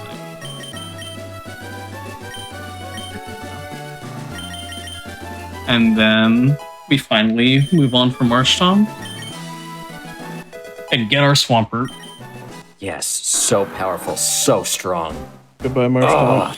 Destroy them all. You did well. Yes. Goodbye, base 85 attack stat, as we know from Think Fast. What's Swampert's base attack stat? At least 85. That's not for me to answer. Surely 105. or 110? 110, I believe. It's, hang on. Okay. We'll take that. Yeah, it's 110.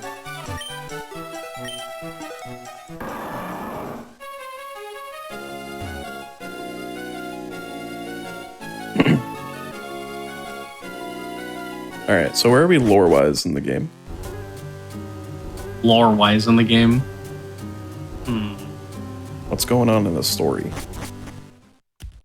So before we fight our 6th gym leader, we already took care of, what is it? Team Magma's little thing that they wanted to do. But now Team Aqua's trying to start their own thing. They don't want to be outdone by Team Magma. Of course. So if I'm right, Archie is here to try and take one of the blue or red orbs, guarded by the famously old woman who guards them at the top of this mountain. And that's what causes primal reversion, of course, as everyone knows, in Pokemon Emerald, the Gen 3 game. Yes.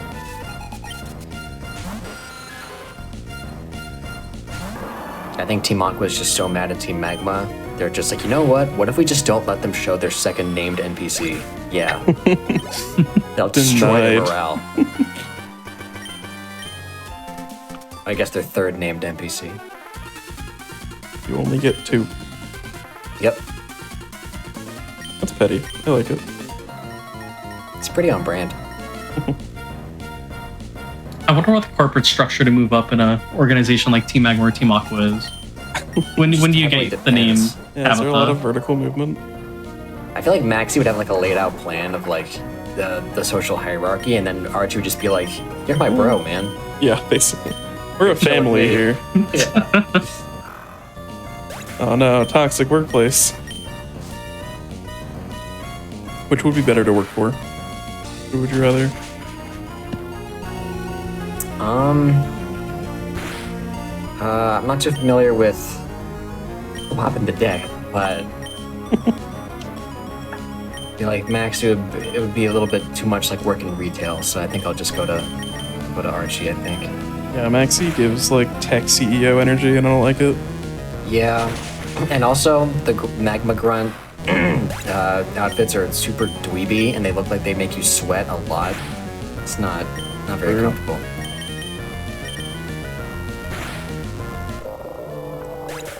All very true.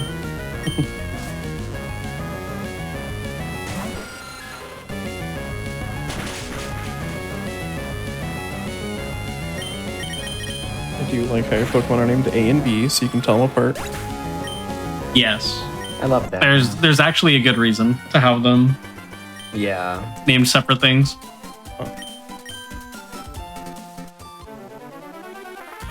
But that'll come into play one more gym leader from now.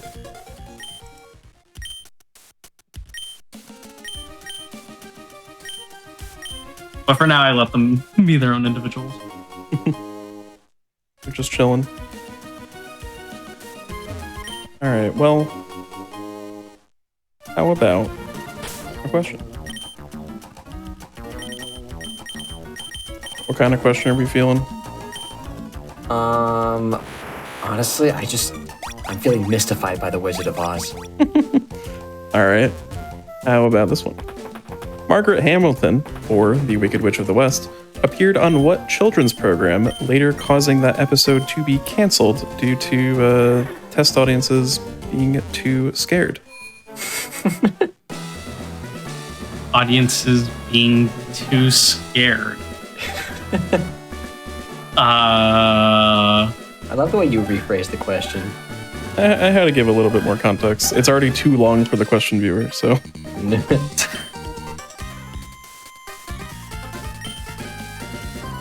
Couldn't be Sesame Street, right? It sure could. And it is. Wow. So yeah, basically, She was on the episode. I don't remember the actual like context of the episode, like what happened during it, but she was in her like Wicked Witch makeup and outfit, and apparently it just scared children a lot, and they pulled the episode, and because of that, it became extremely popular in like the lost media community, because it was lost media at the time. Then eventually, like 2 years ago, it was fully released. The original episode was like the 70s? I should have. Yeah, it was in 1976, and it was finally like re-released 2 years ago. So, yeah. I was just actually so doubtful that Sesame Street would just pull an episode. I can't remember a time where I ever heard that happening. Right. It was a good shot in the dark. Yeah, definitely, like, I don't know, maybe it wasn't test audiences, but maybe it was, like, released, and then, like, people, like, parents and stuff wrote in, and were like, my kid was terrified of this. And they were like, alright, we'll pull it. She had also been on Mr. Rogers' Neighborhood, multiple times, actually, but that was not, those were not pulled, as far as I know, for being scary. Because I think the messages of that was, witches aren't real, they can't hurt you, and you shouldn't be scared of them. So. Good messages. Yeah. Very funny the kind of horror that children are exposed to today compared to 100 years ago. Honestly. It's, yeah, if that's all it took. We've come a long way. Oh. Imagine showing a dancing skeleton gif to a 1950s child.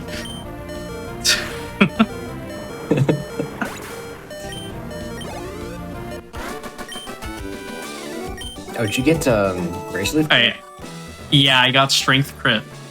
Oh, strength crit. Yeah, on turn 1. So this is interesting.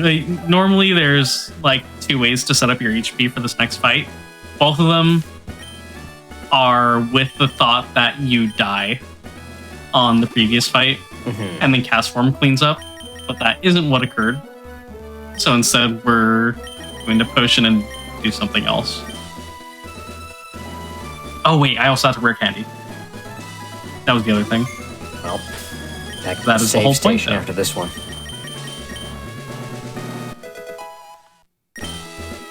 Nah, it's fine. We'll just get this. I feel like it would still be faster on average to just go here. Yeah. Let's save again. I'm just being so silly. Oh, but yeah. So normally it takes 3 turns to knock out that Tropius, and usually you are deadened to Razor Leaves. But it's fine because you're going to use a rare candy right afterward. Unfortunately, we got the worst version of the Winona fight. Oh. Oh.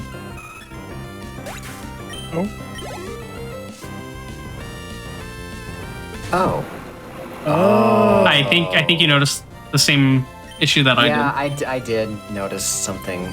Okay, so we're gonna try this. It appears that your power points on the strength move are at 0. They definitely appear that way, but it's okay.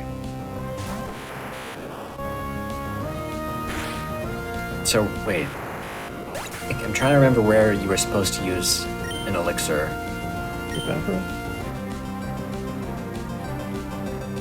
Was it the hiker? No. It should have been with the combined rare candy. Oh yeah, there. You can just use it now because Yeah. you're gonna get solar beam again. Yeah, the only issue is I don't know if strength is going to knock right, out. you don't have the X attack I have. anymore. Oh yeah. Okay. Let's see if this will knock out. It could. You never know. And if it doesn't, we'll just play. You can play the safe. I think you can play it safe. Okay. Okay. It's fine. It's fine. It's okay. Whatever. Paris song is for dweebs anyway. We can do better this time. Luckily, I am I was planning an upcoming project, so I actually put a live battery in my Emerald cartridge. The only advantage here is that it makes resets extremely fast to get back into the game. That's good. That sub 230 grind set is paying off already. Absolutely. Oh, look at that. We actually got the move that we wanted. There we go. Now we don't even need to stress. Nice. So yeah. Normally, let's say I was able to knock out the Tropius on the previous fight. The fact that you can get Perish Song by Swablu is accounted for slightly, and that's because you enter this fight with 4 X attacks, and the final Pokemon that Winona uses is her Altaria, and if you use 3 X attacks, it is like a 65% range to knock it out in one hit, which is why we bring 4, but sometimes you can get Perish Songed, but it's all well and good because you technically don't need the 4th. The 4th one's just for like consistency, make sure you're killing it every time, but 65% is still not that bad, and you have healing to work around, like missing the range.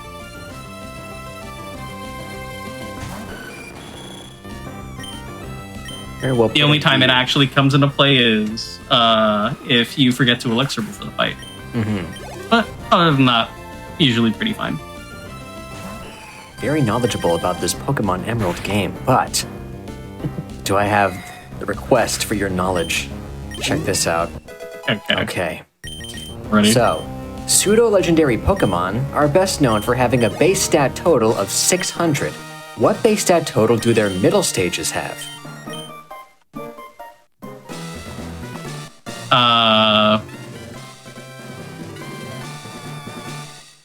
Are you keeping me on my toes? This is a trick question. No. I mean, it's either you get it or you don't. Legendaries don't have middle stages? I said pseudo-legendaries. Oh, pseudo-legendaries. Sorry about that. Okay. Yeah, kind of My bad. mumbled that.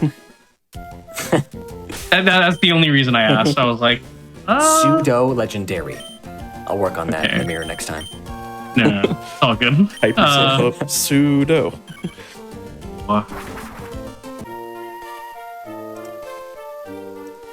Actually, kind of difficult. I'm gonna guess it's like probably like 350 or something. Nope, not quite. Is it 400? Closer. Much closer, yeah. 450. It's somewhere in between. Okay. 430. Getting there. So close. I mean, we could give it. I mean, yeah, I guess. But like, 420. there you go. See, they have to say the funny Okay. number first, Swoosh. There we go. 420. See, that's how you Good knew. job, I mean, everybody. it's the first number that came to mind, but I was like, nah, there's no way. Yeah, so pseudo-legendaries, their final stages all have 600 base stat total, and their first stages, the baby forms, have 300. But in the middle is 420, which I think is kind of funny because they could have just made it 450, but they chose not to. But yeah, just thought that Right. it's kind of a cool little Like, tidbit. just keep it equidistant between all Yeah. three. Equidistant, whoa. Good thing we didn't give you an SAT word. I think Ashley would have gotten too many things right.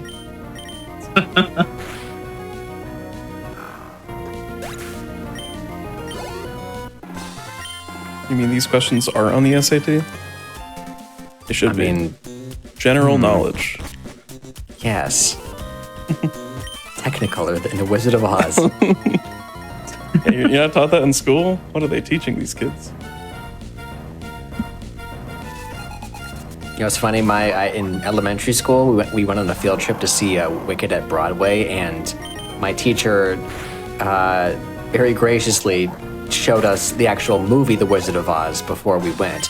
And that was good for me because I had never seen the movie before that point. This is like 5th grade. Mm-hmm. Yeah, so doing me a favor. It was a fun movie. I was completely petrified by this Wicked Witch of the West character, but besides that, it was pretty I think your parents should have wrote in and get the movie canceled. Too scary. Yeah. One of the trivia things I saw on IMDb was that like it's like reported that that's the most watched film, but there's like no good metric for if that's true or not. So I would believe it, but Gotta get that viewer retention rate. Gotta get that CTR. You know what I mean? what are the YouTube Absolutely. metrics like for the entire Wizard of Oz movie? What are The retention rate jumps up after they get to Oz, I think. Yeah.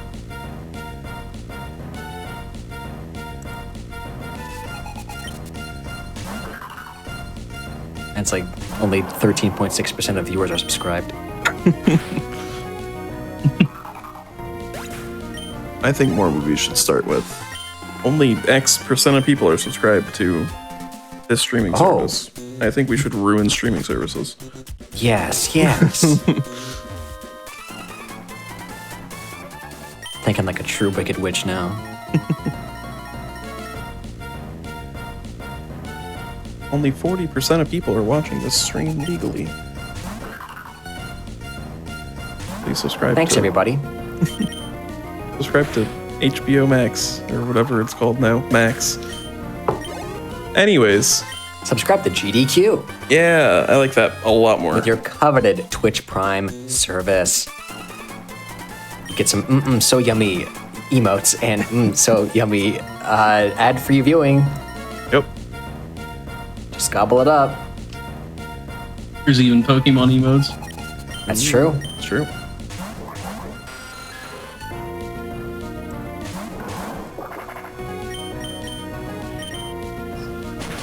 Fine, I did launch Shockwave into Newell, but it won't matter because Surf is gonna knock it out.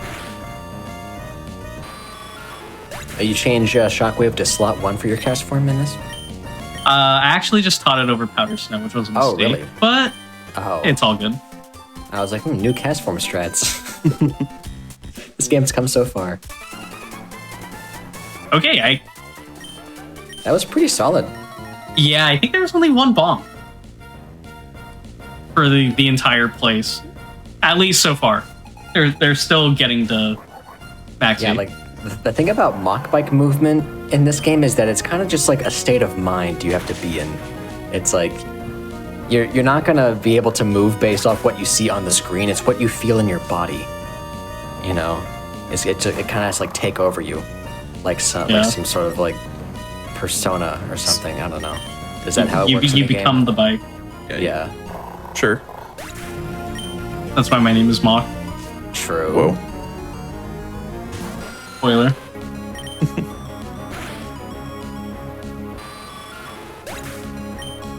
It's like a mix between like Mach Bike and P-Wing from Mario. That's what I always Kind of. thought. I borrowed P-Wing, and I also was thinking of Rainbow Wing, which Oh, true. yeah.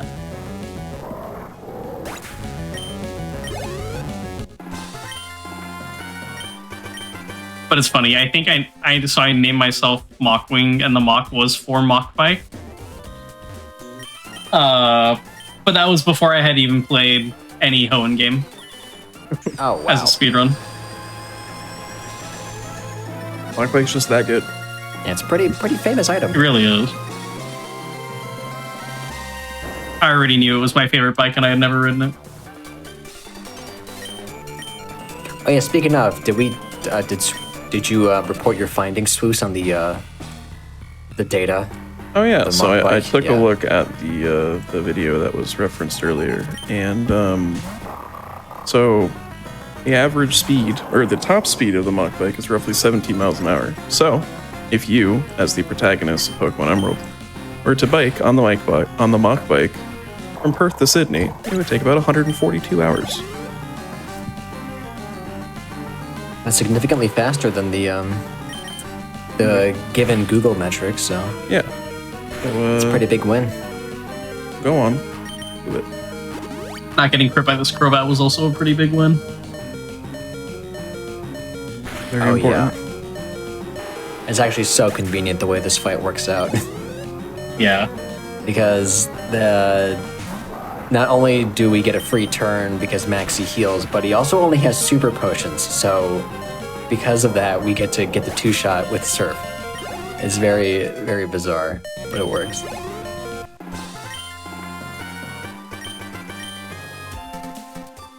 I think we could rule out Maxi embezzling funds from the Team Magma account.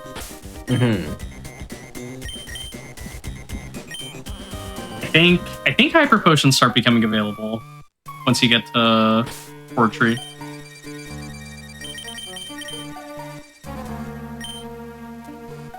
Alright, so we gotta go several places around the map right now.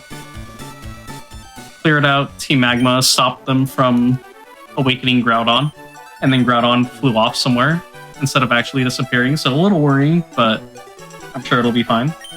There's no way it comes back to haunt us or endanger the Groudon world. totally took the wing out of your Mach-Wing. That's so uncool. How would he do that? I wanted to fly out of there like a boss. Yeah.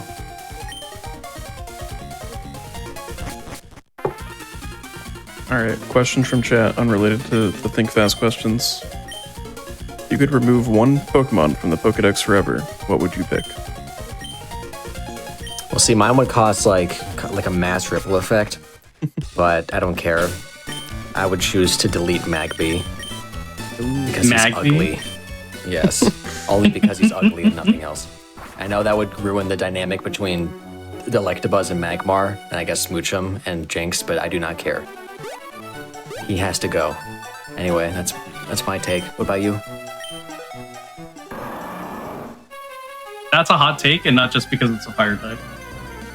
But I also like it, because I kind of agree. Somebody gets it. I mean, completely biased from me. Keep Wingull, lose Pelipper. Just Wingull? Just keep Wingull. Yeah. No, it just evolves and it's just Wingull, but like you scale it up 1.5 times. That's it. Yeah, it's like Paladin, just gets a little icon on it. Yeah, yeah. I don't know my answer. Come on, Swoos. Oh man, name a Pokemon. Do I want to cause the most chaos, or do I want to just remove something that I don't like? I mean, like, that's what I did, the latter, so. I mean, I guess, well, I kind of did both, but you got to be as much of a You hater just as don't me. like it. Alright, we're going random. Random Pokemon. We got Drillbur. Keep Excadrill. Remove Drillbur. Drillbur's like, he's kind of dumb. People think he's cute. It's kind of, I don't really like Drillbur. You know what? Randomon kind of cooking with that. I am a fan of Excadrill for sure, but yeah, I could vibe with that. Thank you, random Pokemon.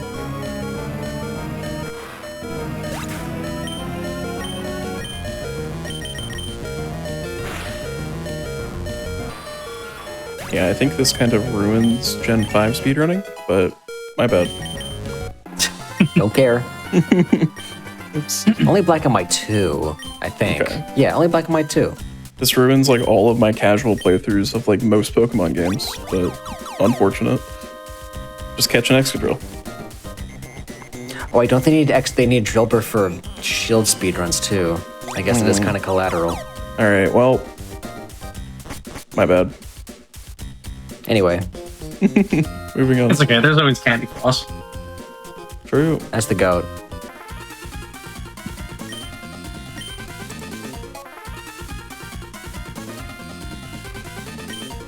Alright, some answers in chat.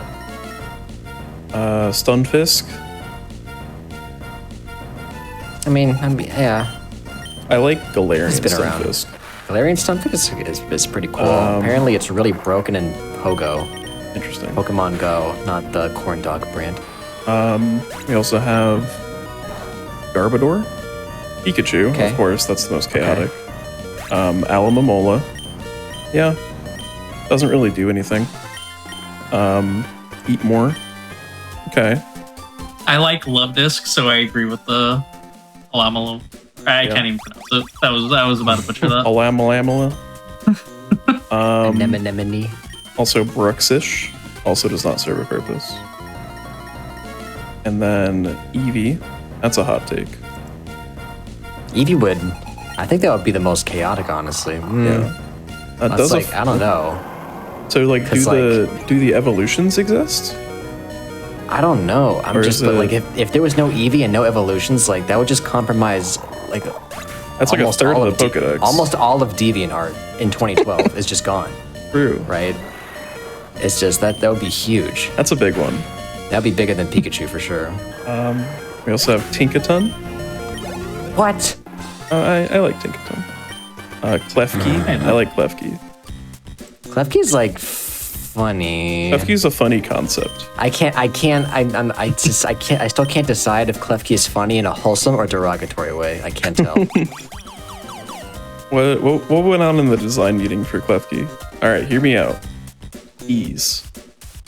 Just a key ring, but it's got prankster. Oh yeah, like viability wise, it's definitely really funny. Why does Klefki have prankster? I mean, because they know that you're gonna lose all your keys, so it's like hee hee. True. I'm not your actual keys, idiot. And then runs away while flipping you off. I don't know how Klefki flips That's you off. exactly- They definitely could. Yeah, I would believe it.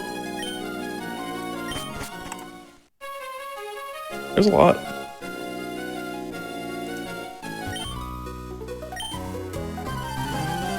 Okay, Do I want to live dangerously? I got a spinner pass set up that I could try. Should. Why not, right? Okay, I really want to see Dragon Rage. That is atrocious. Oh I'm actually gonna stall. Yeah, stalling is probably just the wave. I get it. That's The wave. still tough, but now I think it's actually okay. This is not ideal. One more bite. God. I think that Thrash is okay. Thrash is at least like fixable to a degree. Yeah, I think I can work with this. It's a little lower than what I'd ideally want to be at, but I think it'll be fine.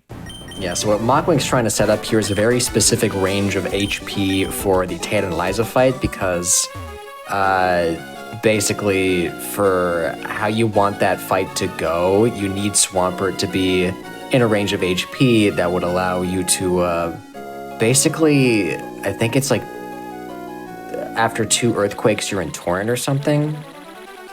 Something like that. But Yeah. it's very, very crucial that the Gyarados cooperates.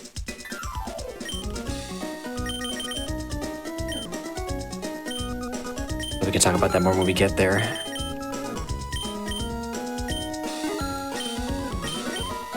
After this shop, are we in good shape for our second break? Ooh, how astute of you. Yeah, All right. should be fine. Yeah, so when you're done, we'll count you down. All right. 3, 2, 1, pause. All right. Once again, we are not going anywhere. We are just about to start our final hour of Pokemon Emerald Any % Glitchless with Mockwing. But first, again, we have a couple announcements. That we do, swoos. Hey, your subs, Prime Gaming subs, gift subs, and bits, even those, cheered on the GDQ Twitch channel, help support games on Quick Hotfix. If you enjoy watching speedruns, consider subscribing to the channel to get access to our emotes and chat with other subscribers during our replays as well as ad-free viewing. So yummy. But also, you can't forget that Back to Black 2025, the upgrade to UBAF, will be live February 6th to 9th here on the Games Done Quick Twitch channel, benefiting Race Forward. Catch the action and support an incredible cause. Type !BTB in chat to see the event schedule. And if you want, find out more about and if you want to find out more about the all-black speedrunning community, type !BAF. Don't go anywhere. We'll be back.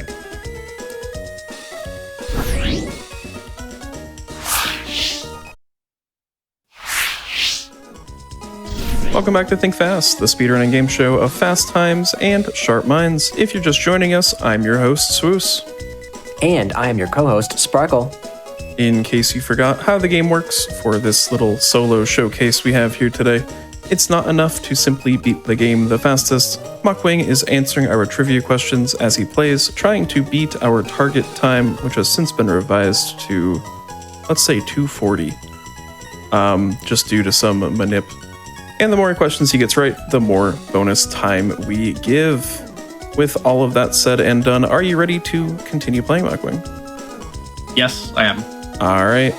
It is time to think fast in 3, 2, 1, go. So, leaving that Declan fight, I didn't get the HP that I wanted to, but luckily I was at an HP where I could heal to an HP that I wanted to. Oh, wait a minute. So funny. Okay. I'll talk about that in just a second. Oh, wait a minute. Oh. Yeah, you know why that came up, right? Yeah. Okay, yeah. That's really funny. And it's funny because it's the exact same call, or like almost the exact same text and person off of like coming off a fresh save. And it coming off a break was really funny. That is really funny, yeah. Oh my god. Okay, I can just do that. Certified a battery moment. Yeah.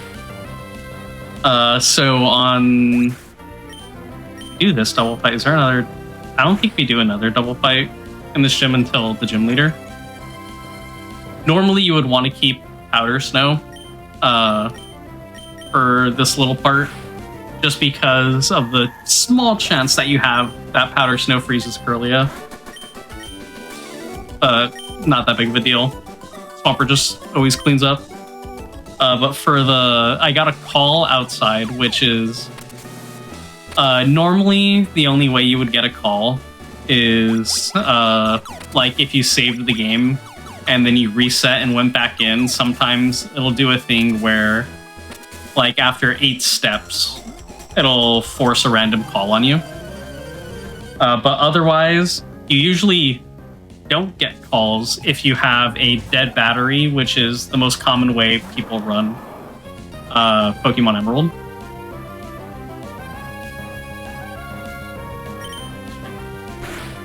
But because I'm working on a different project that requires a live battery, with live battery, there is a small chance that you can get random Pokenav calls over the course of the run. And that was the first time it happened. And honestly, like, not too bad. That was like, I don't know, over an hour of having the Pokenav and only 1 call. Any juicy details on that secret project? So, the project is a different kind of Emerald run. That requires, it's a different starter, and the starter in mind has its ideal stat spread too early to be able to get unless you have a live battery. So you don't have to do the... Oh, yeah. Text. You get to skip that text at the beginning, right? Yeah, exactly. Correct. And that one is Trico. How much of a hassle is it to replace the battery? Depends. Like, from what I've heard, it isn't that difficult. And I say from what I've heard because I have a friend who does stuff like that and fixes up old, like, retro consoles, like the handhelds. So for him, he said it was very easy, or like not too difficult. I'm sure it's, at least for people that are familiar with like DS capture card installation or something like that, it's probably along the same lines. Or like, actually it'll probably be easier. Interesting. So, make sure I have, yeah, okay. And I just wanted to double check all the Pokemon in my party, the order that they're in, and all that stuff, because it really, really matters on this fight. Yeah, this might just be the most complicated fight in the game. As far as purely mechanically. Yeah. So we have an issue, which is that all of Tate and Liza's Pokemon they're very bulky. It's hard to take them out. But they do have something that we can abuse, which is that they will always try and knock out a target if they see a knockout with it. Cell phone.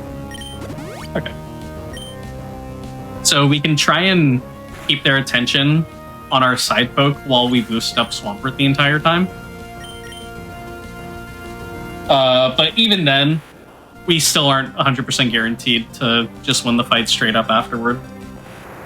There's still two different ranges. Alright. And in addition to all of that, we also need no crits to happen. Okay. That's fine.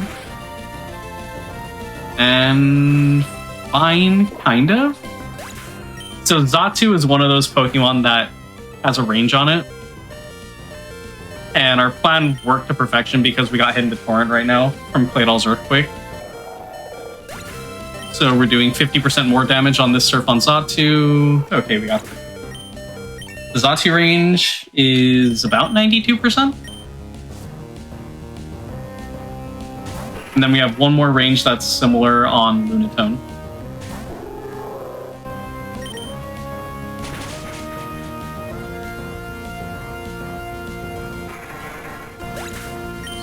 Down. Okay. Alright, well done. Nice. What better way to celebrate that than with a question? Booyah. Let's go. Portland, Oregon's name was decided by a coin flip. What East Coast capital was on the other side of the coin? East Coast capital.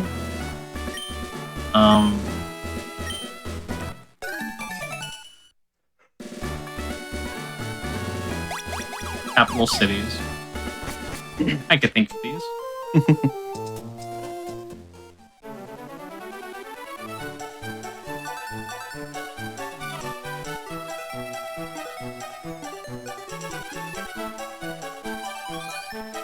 East Coast. God, being a West Coaster is really ruining me here. Charleston? No, it is more East Coast than that. More East Coast. It is specifically on the East Coast. Okay.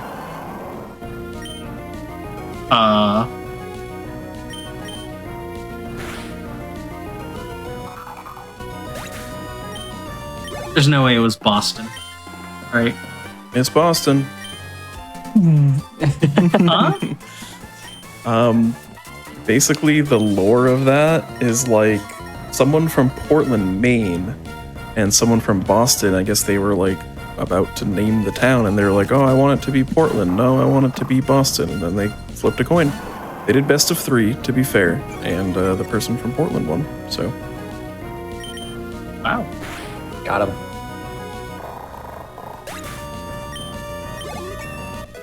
I love the idea of kind of memes being decided on coin flips.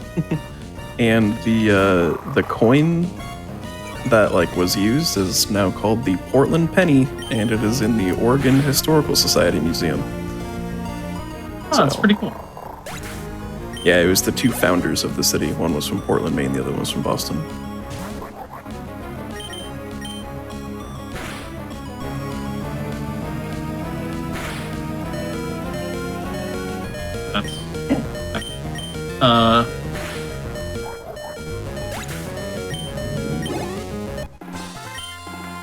Do you think the Boston guy held any secret resentment? Maybe. I wonder if it was one... I wonder if the 2 out of 3 was like just a clean 2-0, or if it was 1-1. Like, did they have to go to flip 3?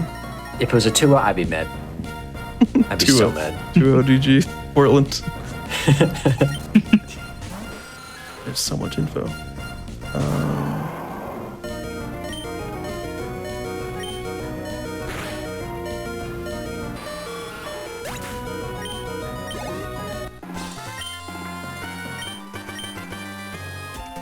Yeah, it just says that the Portland person won 2 out of 3. It doesn't say how.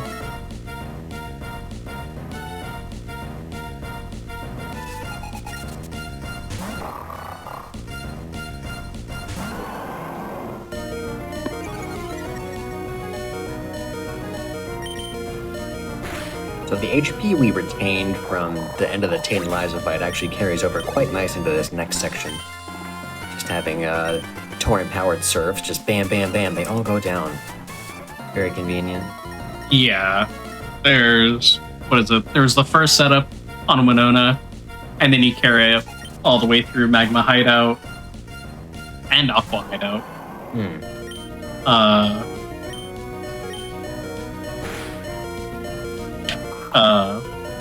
And then, yeah, same thing. You get it on Tate and Liza, and then you carry it for this section and the section afterward. Quite good. And we're actually in a pretty good HP point because I'm going to be able to potion and retain torrent, which isn't always... That's like a pretty hard edge case to have. A lot of the times you'll potion and it'll take you out of torrent, which is not good. You really, really need torrent. But you also don't want to be so low that Steven's other Pokemon in the fight, or what is it? No. Maxie and Tabitha's Pokemon can like knock you out in one hit. So being able to potion up to 45 here is a pretty big benefit and a decent amount safer than usual.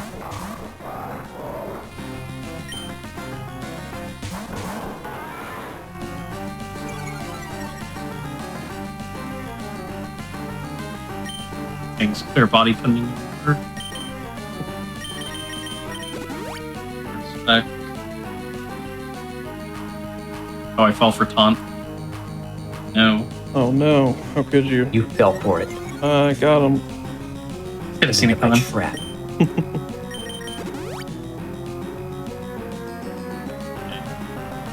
Oh, that's good. Okay, so Matang set up both walls, which, like, it's good and bad. Ideally, you want Matang to be attacking things this whole time, so that you can get through the fight quicker. But at least knowing that he's already set up both walls, it's guaranteed to use attacking moves from here on out.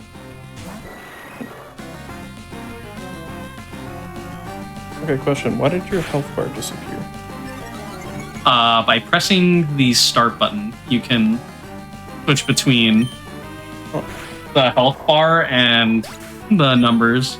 And it can be sometimes useful in the double battle settings, so that way you know your exact health in case like something might hit you down. It was actually, I think, more important to have it on during the Tate and Liza fight, and I never put it on. But yeah, I did not know that. Or I did not know that was a thing. Interesting. it's definitely... There's definitely some fights where you can find it extremely, extremely useful, including the Tate and Liza fight in Sapphire and Ruby. Okay, we actually got a pretty clean fight for True Double. That fight can go a lot of different ways. Between like some of the Pokemon being ranges, the order in which the Pokemon come out in. Like if you have both Crobat and Golbat out on the field, that becomes pretty difficult to deal with because Crobat's always faster and neither of them die to one surf straight up. Right. Well, once again, finished fight, off for a question. Right and true combo. You got one for us? Oh, who, me? Yeah, you. Well, she's so pushy. Okay. Alright, just playing it let's that way. see. I need to make my way to Steven. All right. How about? You know what? How about a hard question? Ooh. Yeah, in Pokemon Dramatic music, Fire please. Red. Excuse me. In Pokemon Fire Red and Leaf Green, what is the chance of getting a rare candy from the pickup ability? I should know this.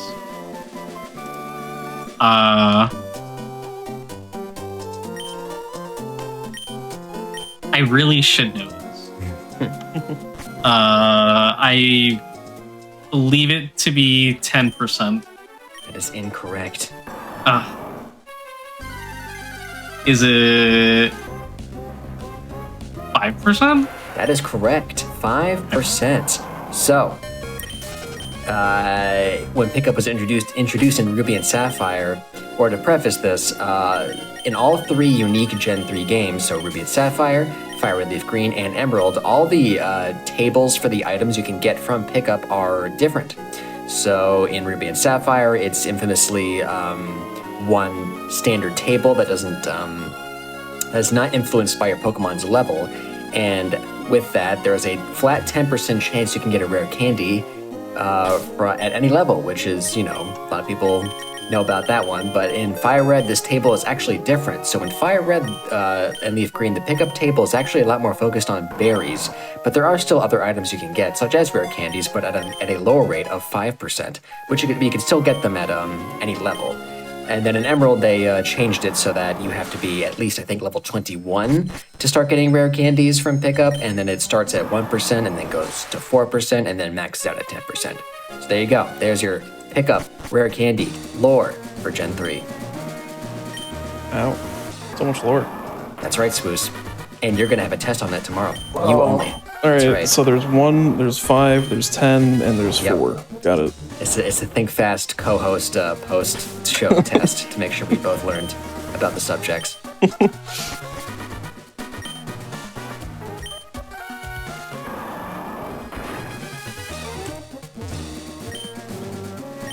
Fucking in the walls here. All good. It happens. Gotta dismount anyway. We're chilling.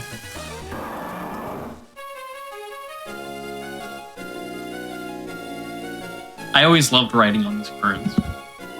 It's so fun. So fast. You go so fast. Yeah. You go like the speed of a mock bike, it feels like. Whoa.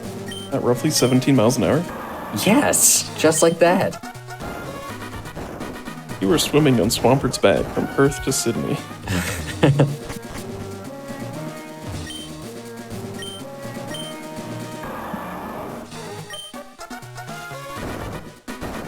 The vast lakes of Australia.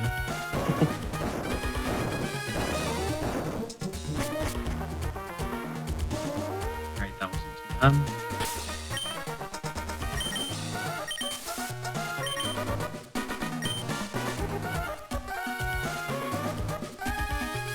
Alright. Good to go for this.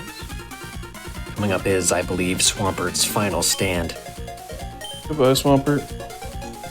Yes, this is gonna be the last bit for Swampert. 07's in chat. Yeah. Anything interesting about this fight in particular? So just like earlier, how a Crobat had a chance to kill us, we have that same exact issue on this fight.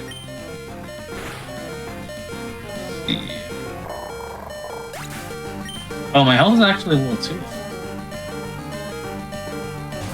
How much is Air Cutter doing again? It's like around 26 or something.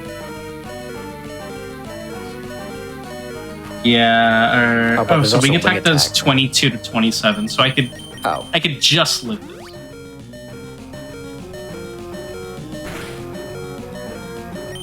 Okay. Powder.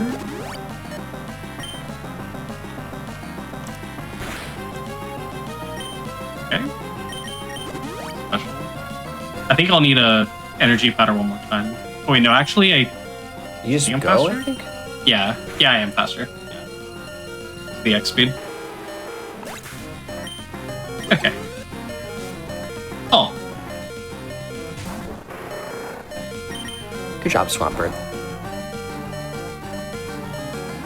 Good job, Swamp. you know what? Funny, because I don't think I've ever seen the Crobat use Bite. Usually, because I'm not in the health where I could be dead to it.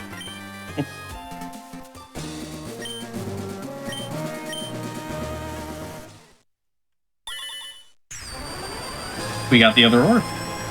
Blue orb, red orb. There's Kyogre. Why does the red orb activate Kyogre? Kyogre is blue. You should have heard me trash talking both of these teams as a kid. Just from the color correction. Yeah, How did they grab the wrong orbs? honestly. Or if you're Maxi, do you just claim, oh, Archie got there first and he took the wrong orb, so I was forced to take the wrong orb? It's You really might all as his well. fault. Yeah.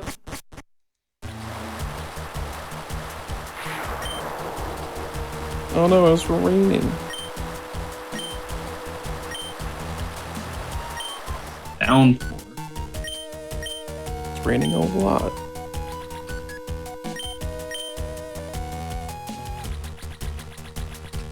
Hey, look, I have a fitting question for this. Oh. The film, The Wizard of Oz, refers to the iconic tornado as a cyclone. Why is this incorrect?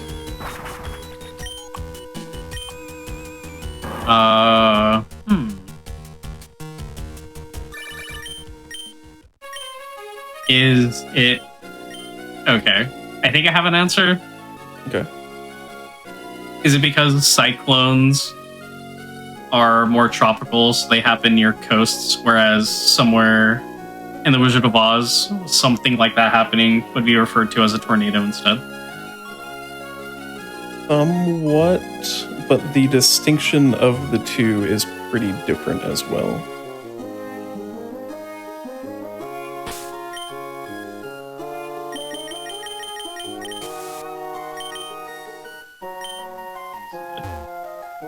In my head, I can only think of something like really useless, like one spins in a different direction, No, but I'm not even sure if that's right. they are pretty completely different.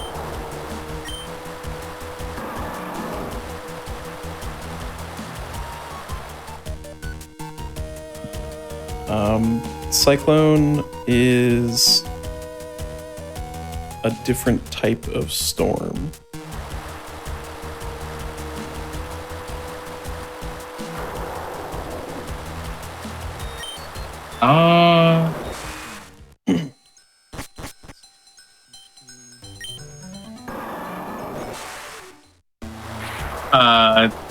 Does it have to do with the wind speed? Or Not exactly.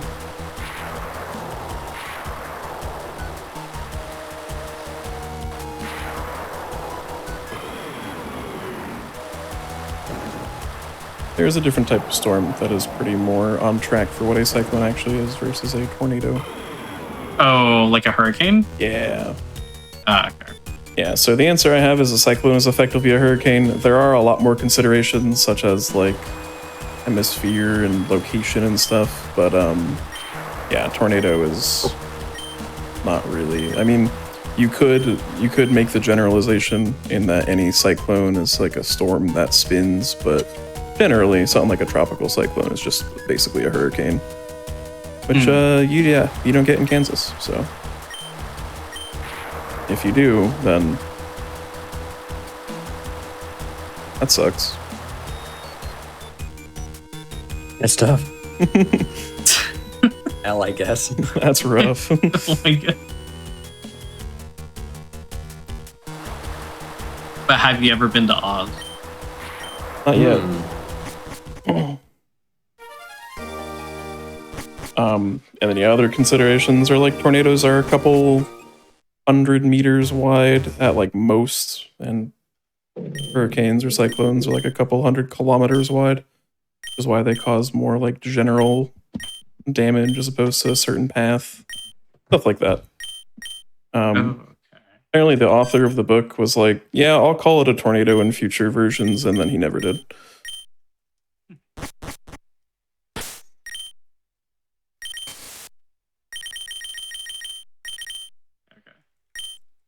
There's the escape. You know, I never really like have seen the word cyclone used in like any sort of I was gonna say media, but I'm more like textbooks. Yeah. Yeah. So I don't know for sure, but I think typically in the southern hemisphere, hurricanes are called cyclones. Like, just as like a more general like verbiage instead of a hurricane. I don't really know why, but yeah, they're mostly. There was one that just hit a like a French territory near Africa, actually. But yeah, there's a lot of weather terms. It's a cool word. This reminds me of the cyclone ability in Kirby. Or no, it's isn't like some games it's tornado, some games it's cyclone? I have no idea. Oh no. Uh-oh. Somebody didn't watch the Wizard of Oz interviews. True. I don't know. Looks like it's mostly called tornado. Maybe it's like an attack in like one of the later games, like because like in later Kirby games, all the abilities have like smash level movesets. Yeah, basically. I don't know. How about this one? In which U.S. state can you find the largest city in terms of population without mass public transportation? Without mass public. Yes, the largest one that does not have any like set of buses or metros or anything. Oh. Okay.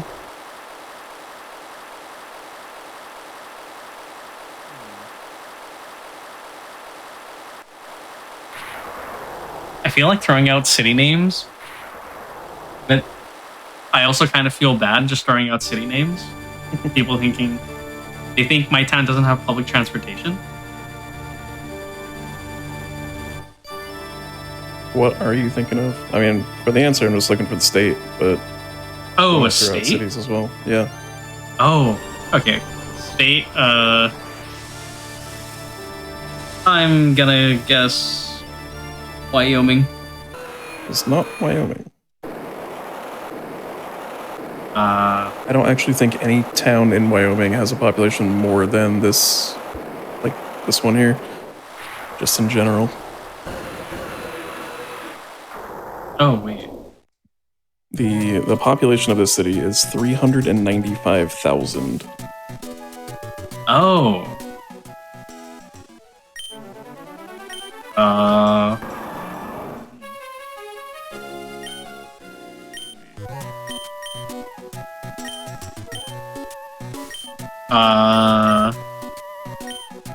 Is it... I keep thinking of Midwestern states. Like Montana? Oh.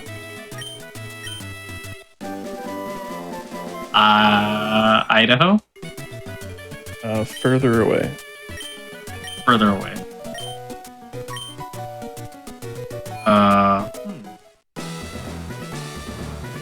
Do you have Rayquaza? I don't. I think you have to find some trainers on the way out. Yeah. Oh my goodness. Oh my Okay. God. I wish I noticed sooner. I'm so sorry. Oh, no, it's all good. Think fast got you locked in. Just more time to focus on the question. Gotta get this question. I know, oh my god. Okay. Louisiana? It borders Louisiana.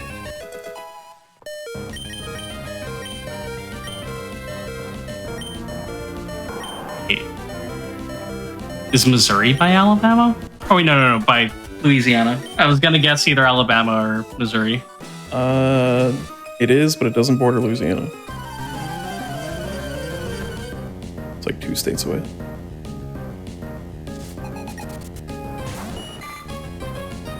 I would guess Alabama.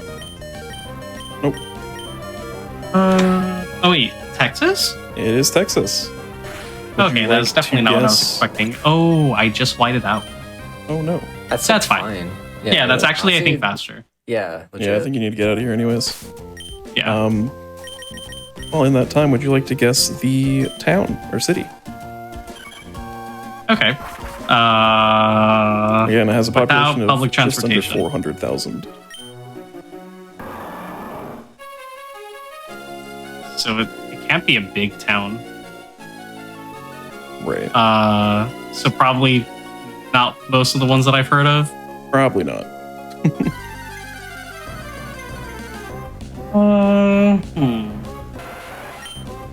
It is one of these cities between Dallas and Fort Worth. If that helps at all, which it probably doesn't. Like, I kind of want to say Austin, but I'm pretty sure that is too big. Yeah, it is not Austin.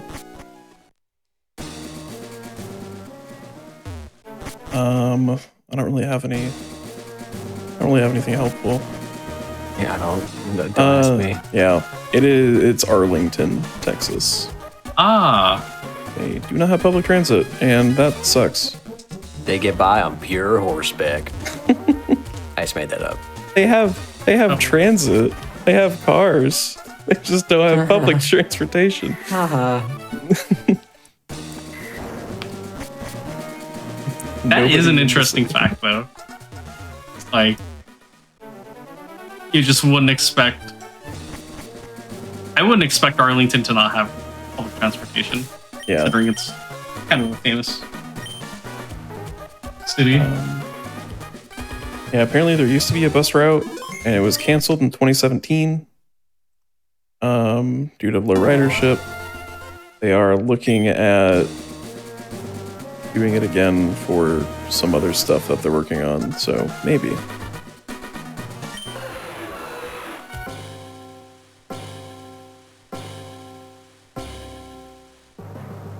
Okay, so we're finally doing the thing that I should have done before I walked into the gym.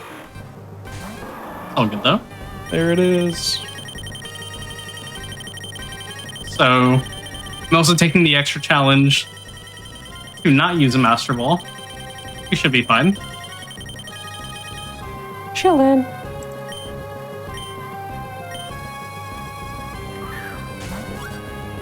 I believe. Okay. Bingo. Wow. You knew? Chat, we need a round of applause for that one. So, Please it was go. a 4-frame catch. That is relaxed. That is slightly too early, but it's totally fine. Because we grabbed the items I'm pretty sure I needed. Now we fly.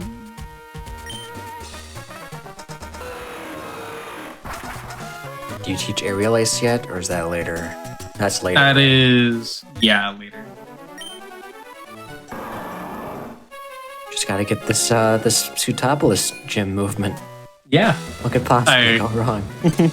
For the record, oh my gosh, okay, what a spot for that. For the record, I have not made my mistake yet. Okay. I think I remember this. Nope. Oh my god. Okay. Oh no. Yeah, that's actually really bad. I'm gonna have to. I think it might be. Is it faster to just do the Ray Manipulate? Yeah. Yeah, I'll get a better nature this it's time. fine.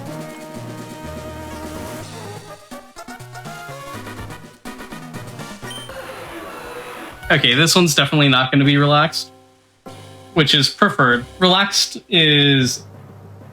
It's one of the 6 that could work, but there's 4 out of the 6 that you really want, and the 2 that aren't included in that 4 are the relaxed ones.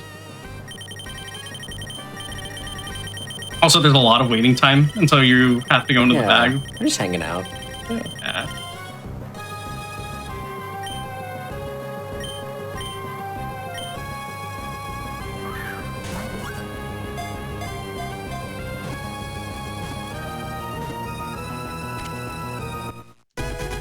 Okay. Nice. All right. Chat, we need a round of applause for that one. Again. I mean, first try. First time, first try. Absolutely. And we actually got a much better array. See, everything happens for a reason. All right. We have Brave 1. Ooh, nice. Which, out of the 6 that we're trying to hit, actually has the strongest attack. Nice.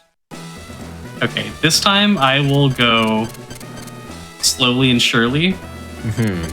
I knew the path that I had to take last time, but I think I just didn't input one of the directions, Right.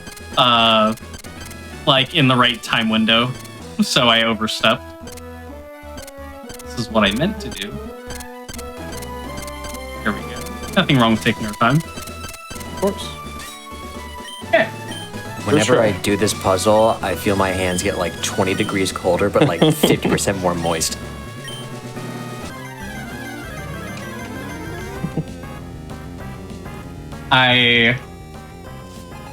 In the time I've spent running Emerald, I've been lucky enough to not have had to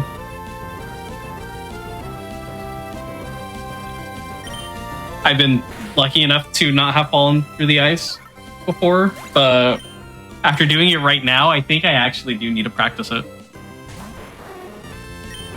'Cause even if you remember the path, it's still not, you're still not guaranteed.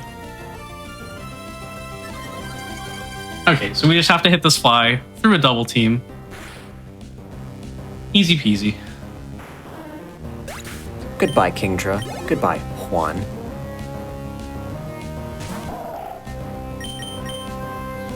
Speed again.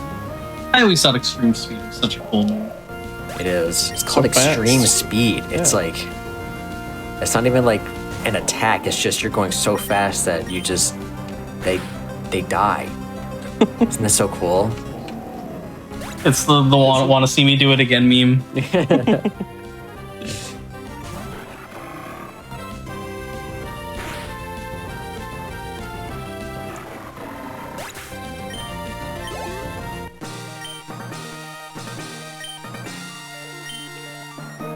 Alright, as always, fight completed.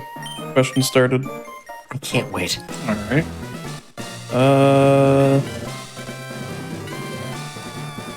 What is the northernmost sovereign country capital?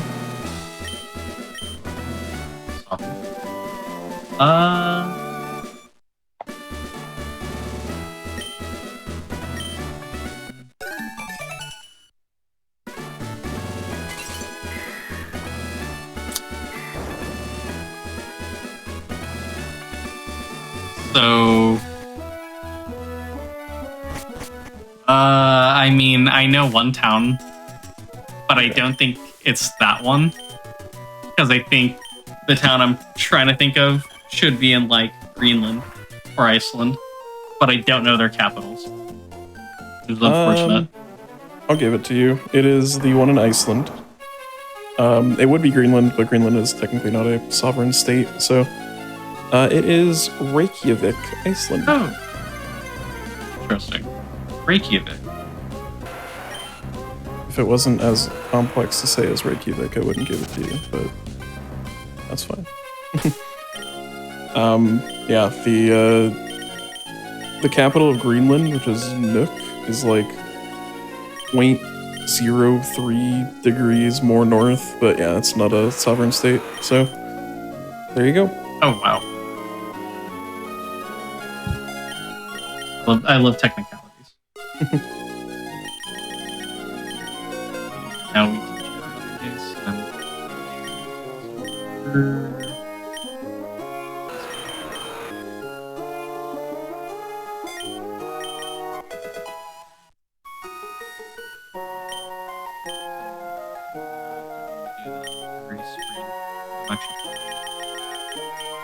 Actually, I didn't. Okay. Now we're gonna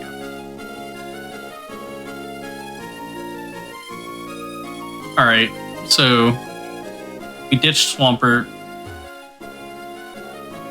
Bye, Swampert. Farewell. I've upgraded to final Pokemon. Just have one little more section to get through before we start taking on the E4. And this area has some of my favorite biking in the game. Remember when Waterfall was an HM? Pretty cool move. I mean, well, remember when anything was an HM? Honestly, Yeah. Come on, give it remember the time, HMs? Swoos. Sorry. Sorry. Remember when you needed to teach moves to do special things? I loved Sun and Yeah. Moon. As a kid, I remember being pretty upset that Dive just had no use in Pyro Leaf Green. I always found it cool when like a Pokemon would just learn an HM by level up naturally. Like Right. I think in Gen 3, I think Oh, Chop yeah. just learned strength. And then Such a special move. It's so cool. yeah, Yeah. and then Goldeen just gets Waterfall. I think that stuff is kind of cool. I think that's cool too, when they just naturally learn. Yeah.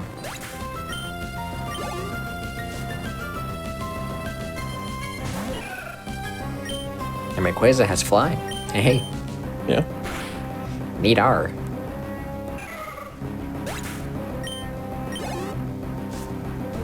I think more things should learn Flash, the most useful HM. Does anything learn Flash by level up? I don't know. Sure. Not. Surely. Maybe like Voltorb. I don't know. I'm not a cheater, so I'm not going to check on I'm Bulbapedia or gonna look anything. on but- Bulbapedia. Okay, Swoos. Starting in Gen 4, only one was able to learn it, and it was Volbeat. That makes sense.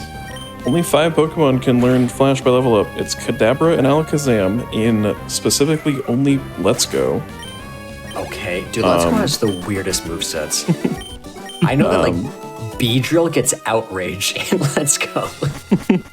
It's so weird. And then Volbeat in Gen 4, 5, 6, and 7. And then Morlul and Shiinotic in Shiinotic. Sun and Moon and Ultra Sun and Moon. The mushrooms. the Super mushroom. Marios.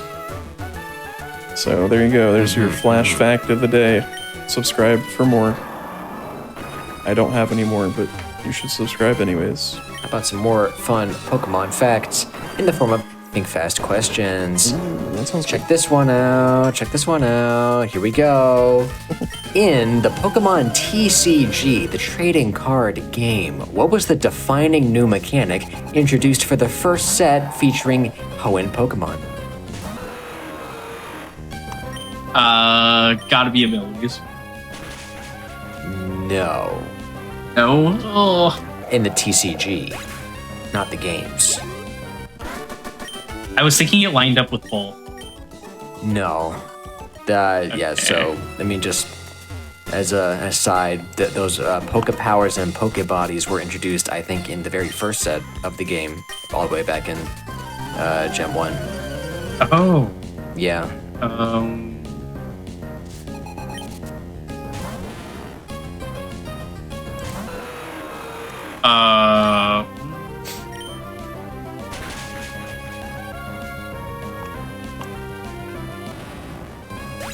Was it EX Pokemon? That is correct. Nice. Good job. Pokemon EX. Not to be confused with capital EX Pokemon introduced in Gens 5 and furthermore through Gen 6. So, yeah, so there's actually Pokemon lowercase EX and Pokemon capital EX, which are actually distinct Wild. by the rules of the game. Yes. It's very funny. But yeah. They're the first of the ongoing gimmick of the TCG where there's a big card that has a lot of HP and powerful attacks, but you take 2 prize cards instead of 1 for defeating it. And the goal of the game is to get 6 prize cards. So the more you take, the better it is. So EX Pokemon are pretty strong, like Charizard or strongest Mewtwo. Pokemon. Really strong. Really strong. Yeah, anyways, they're really strong. Now there's Pokemon EX. GX Pokemon too. GX Pokemon, yep.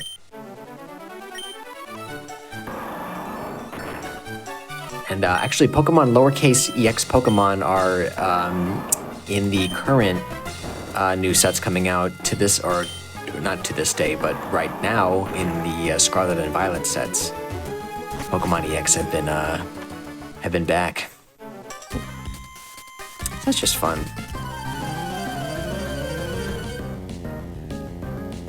I want to hear another daily flash fact. Yes. The special Pikachu that you get from My Pokemon Ranch knows Flash. Holy snot. It's Signature pretty move. cool.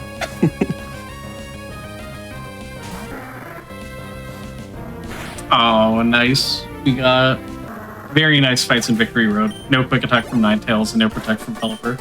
Nice. Love to see it. Okay.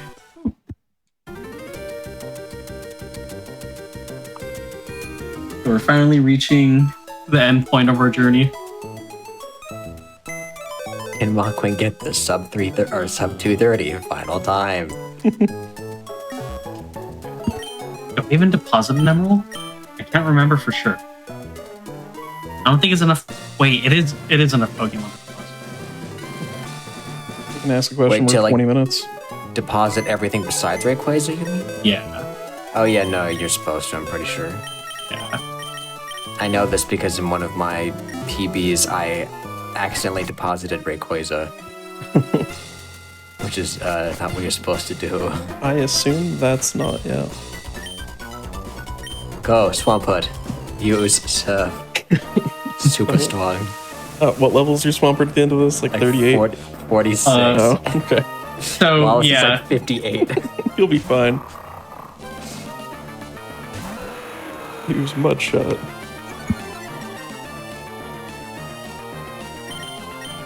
So another, like, this fight's kind of a wash because Sydney's kind of easy.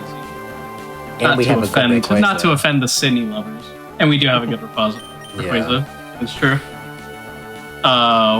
One of the cool routing things that I love about Emerald Glitchless is that, so my Swampert reached level 46 on this run, but mainly due to the fact that I had to fight an optional to get out of the gym, Juan's gym. But the way the routing works is after Swampert does its last fight, it's like 100 experience points away from going to level 46, and you don't want that because at level 46, Swampert learns a move. Mm-hmm. So with the routing the way it is, you barely just don't reach that, and you don't have to bother trying to not teach Protect. It's one of my favorite little, like, oh, it's actually a perfect endpoint for Swampert. Very satisfying conclusion to the story. Alright, that's one Elite Four down. Time to ask one of our Elite Four questions. Get pumped up, chatters. Pokemon Emerald introduced the Battle Frontier. What are the names of the 7 facilities present? Oh wait, the names of the facilities? Yep. Okay. That I can do. I thought you were gonna ask me the names of the brains, and I was like, Nobody knows Nah, that. that was gonna be Bonus points for that one, yeah. okay, so there's the Battle Pipe, the Battle Factory, the Battle Tower, the Battle Dome, Yep. the Battle Palace, the Battle Pyramid,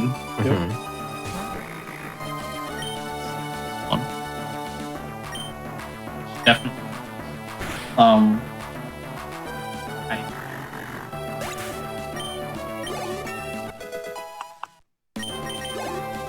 Oh wait. Oh. Is it just called the dojo? No. Oh. What is it called? I know exactly the one that I'm missing, but I can't remember the name. It's definitely a very standard name. Yeah, it's pretty generic.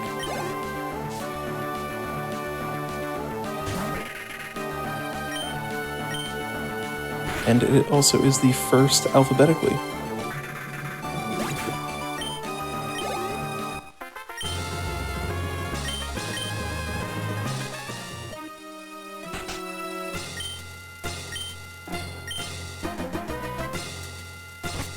It's really not the Battle Dojo? No. There's no dojo at the Battle Frontier. But that's a like there Splatoon. basically is. There basically is though. Or like Yes, I think of it as a dojo. This is not. What's another name for like a battleground area? Arena. There you go. Yeah. All right. That's my arbitrarily decided one of Elite Four questions, so there you go. You get a minute for that one off. That might be the most we've ever given in Think Fast history. It's very appreciated.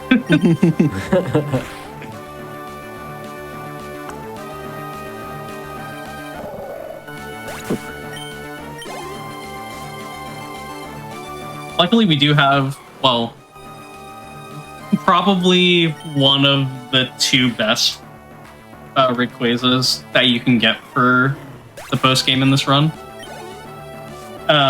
Brave 1 is the best Brave that you can get, and Brave is, in general, the one you kind of want to pull for, because the other best one is Adamant. And Adamant has a lot of attack. It's also really good in the fact that its speed isn't lowered like Brave is.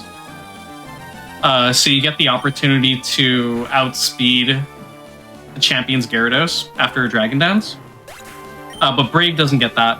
However, the Absol you fight on Sydney is like 43% to go down the waterfall if you're Adamant compared to Brave. I think Brave just automatically goes down.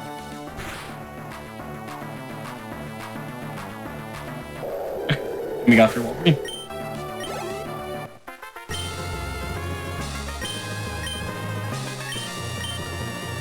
All right, we got another one. Very fitting for this one, actually. Who is the host city for the 2034 Winter Olympic Games? They think that far in advance? Apparently. That's impressive.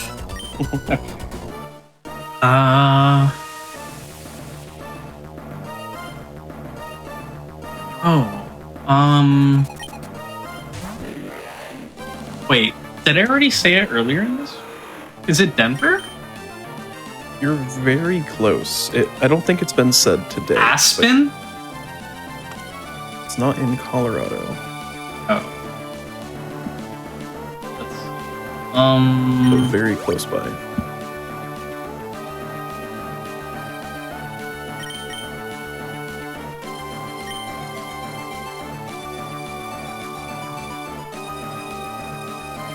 Okay. Thinking.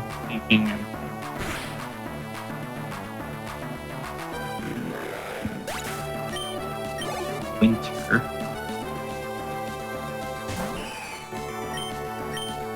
This also snows a lot.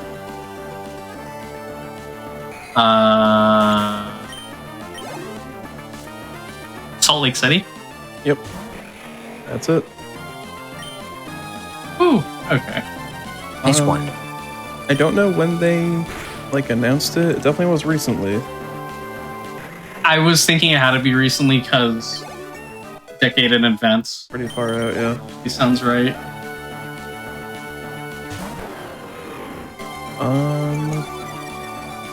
Yeah, in July 2024, it was elected as the host. I don't know against who, but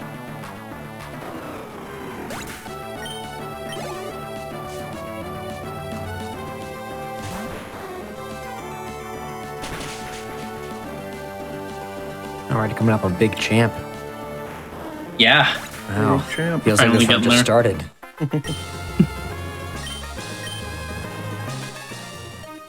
At least for Ray, it did. True. Unfortunately, this will be his biggest challenge yet.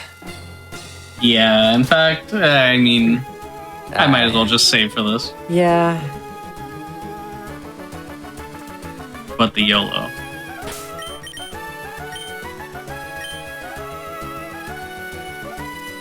So for anyone who hasn't seen a Pokemon Emerald speedrun, there is exactly one reason why I save for this fight.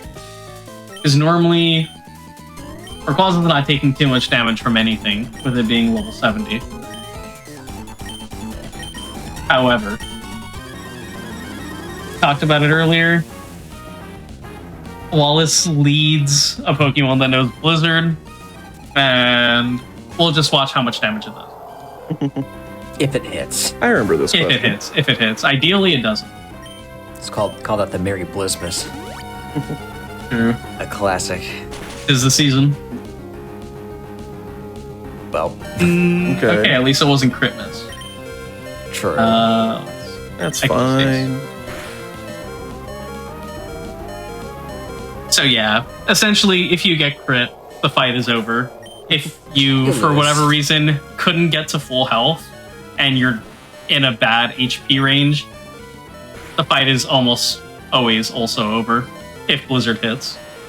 The best case scenario possible is do you get a Blizzard miss?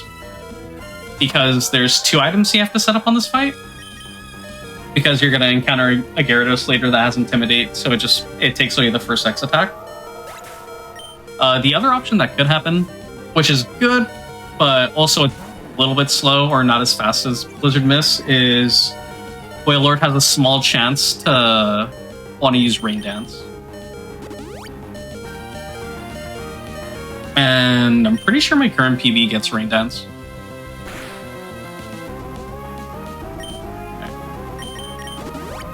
Live Hyper Beam, and we should be completely safe from here. It's a wash now. Yeah, just need to hit 1 fly.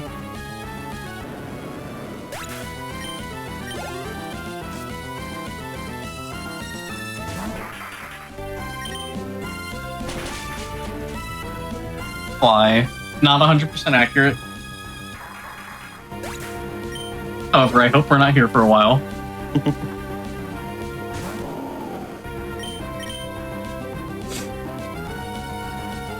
Okay. And there we go. All right. And I think we Nice. barely dodged level 74. Which is Yep. also pretty cute. Yep, Huge time saves. that's right.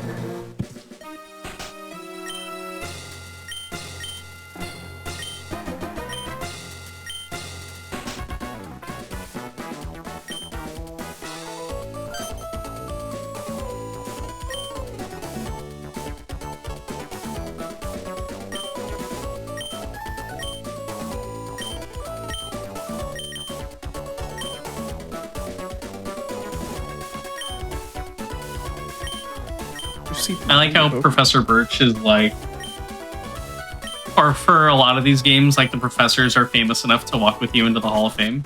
It doesn't happen in this game, but like, you also have professors just getting attacked out in the wild in the beginning of the game. Yeah, handle it. Like I only saved his life less than 3 hours ago. This is true. Let us register all of your Pokemon into the Hall of Fame. 1. Yeah. That's the Ray special. Ray, number 200.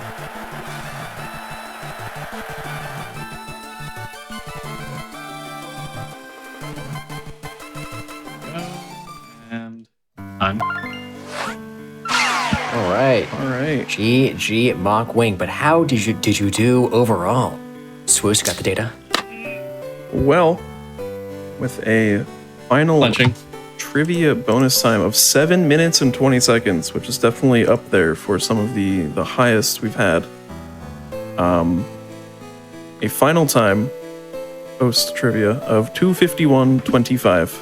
So a little over the target, but that's okay because you basically answered every question we threw at you. So I think that counts more. Yeah. I had for fun. Our bonds were forged like steel. If you have any shout outs you'd like to give, this is the perfect time to do so. Let's see.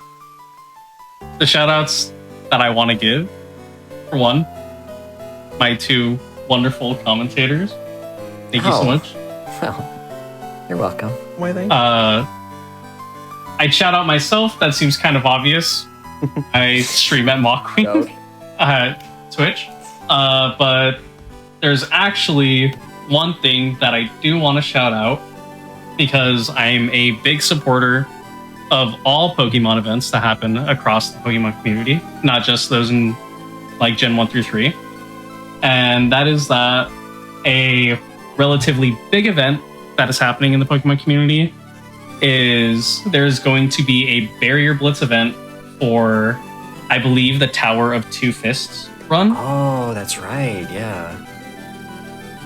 It should be coming up, I believe, this coming weekend, if I'm not mistaken. Yeah, December 21st to the 22nd. Yeah, so Dig that. tons of top runners in the Switch Pokemon games are going to be competing this weekend for a cash prize. If you've never seen a Barrier Blitz before, it's kind of similar to a break the record type of event.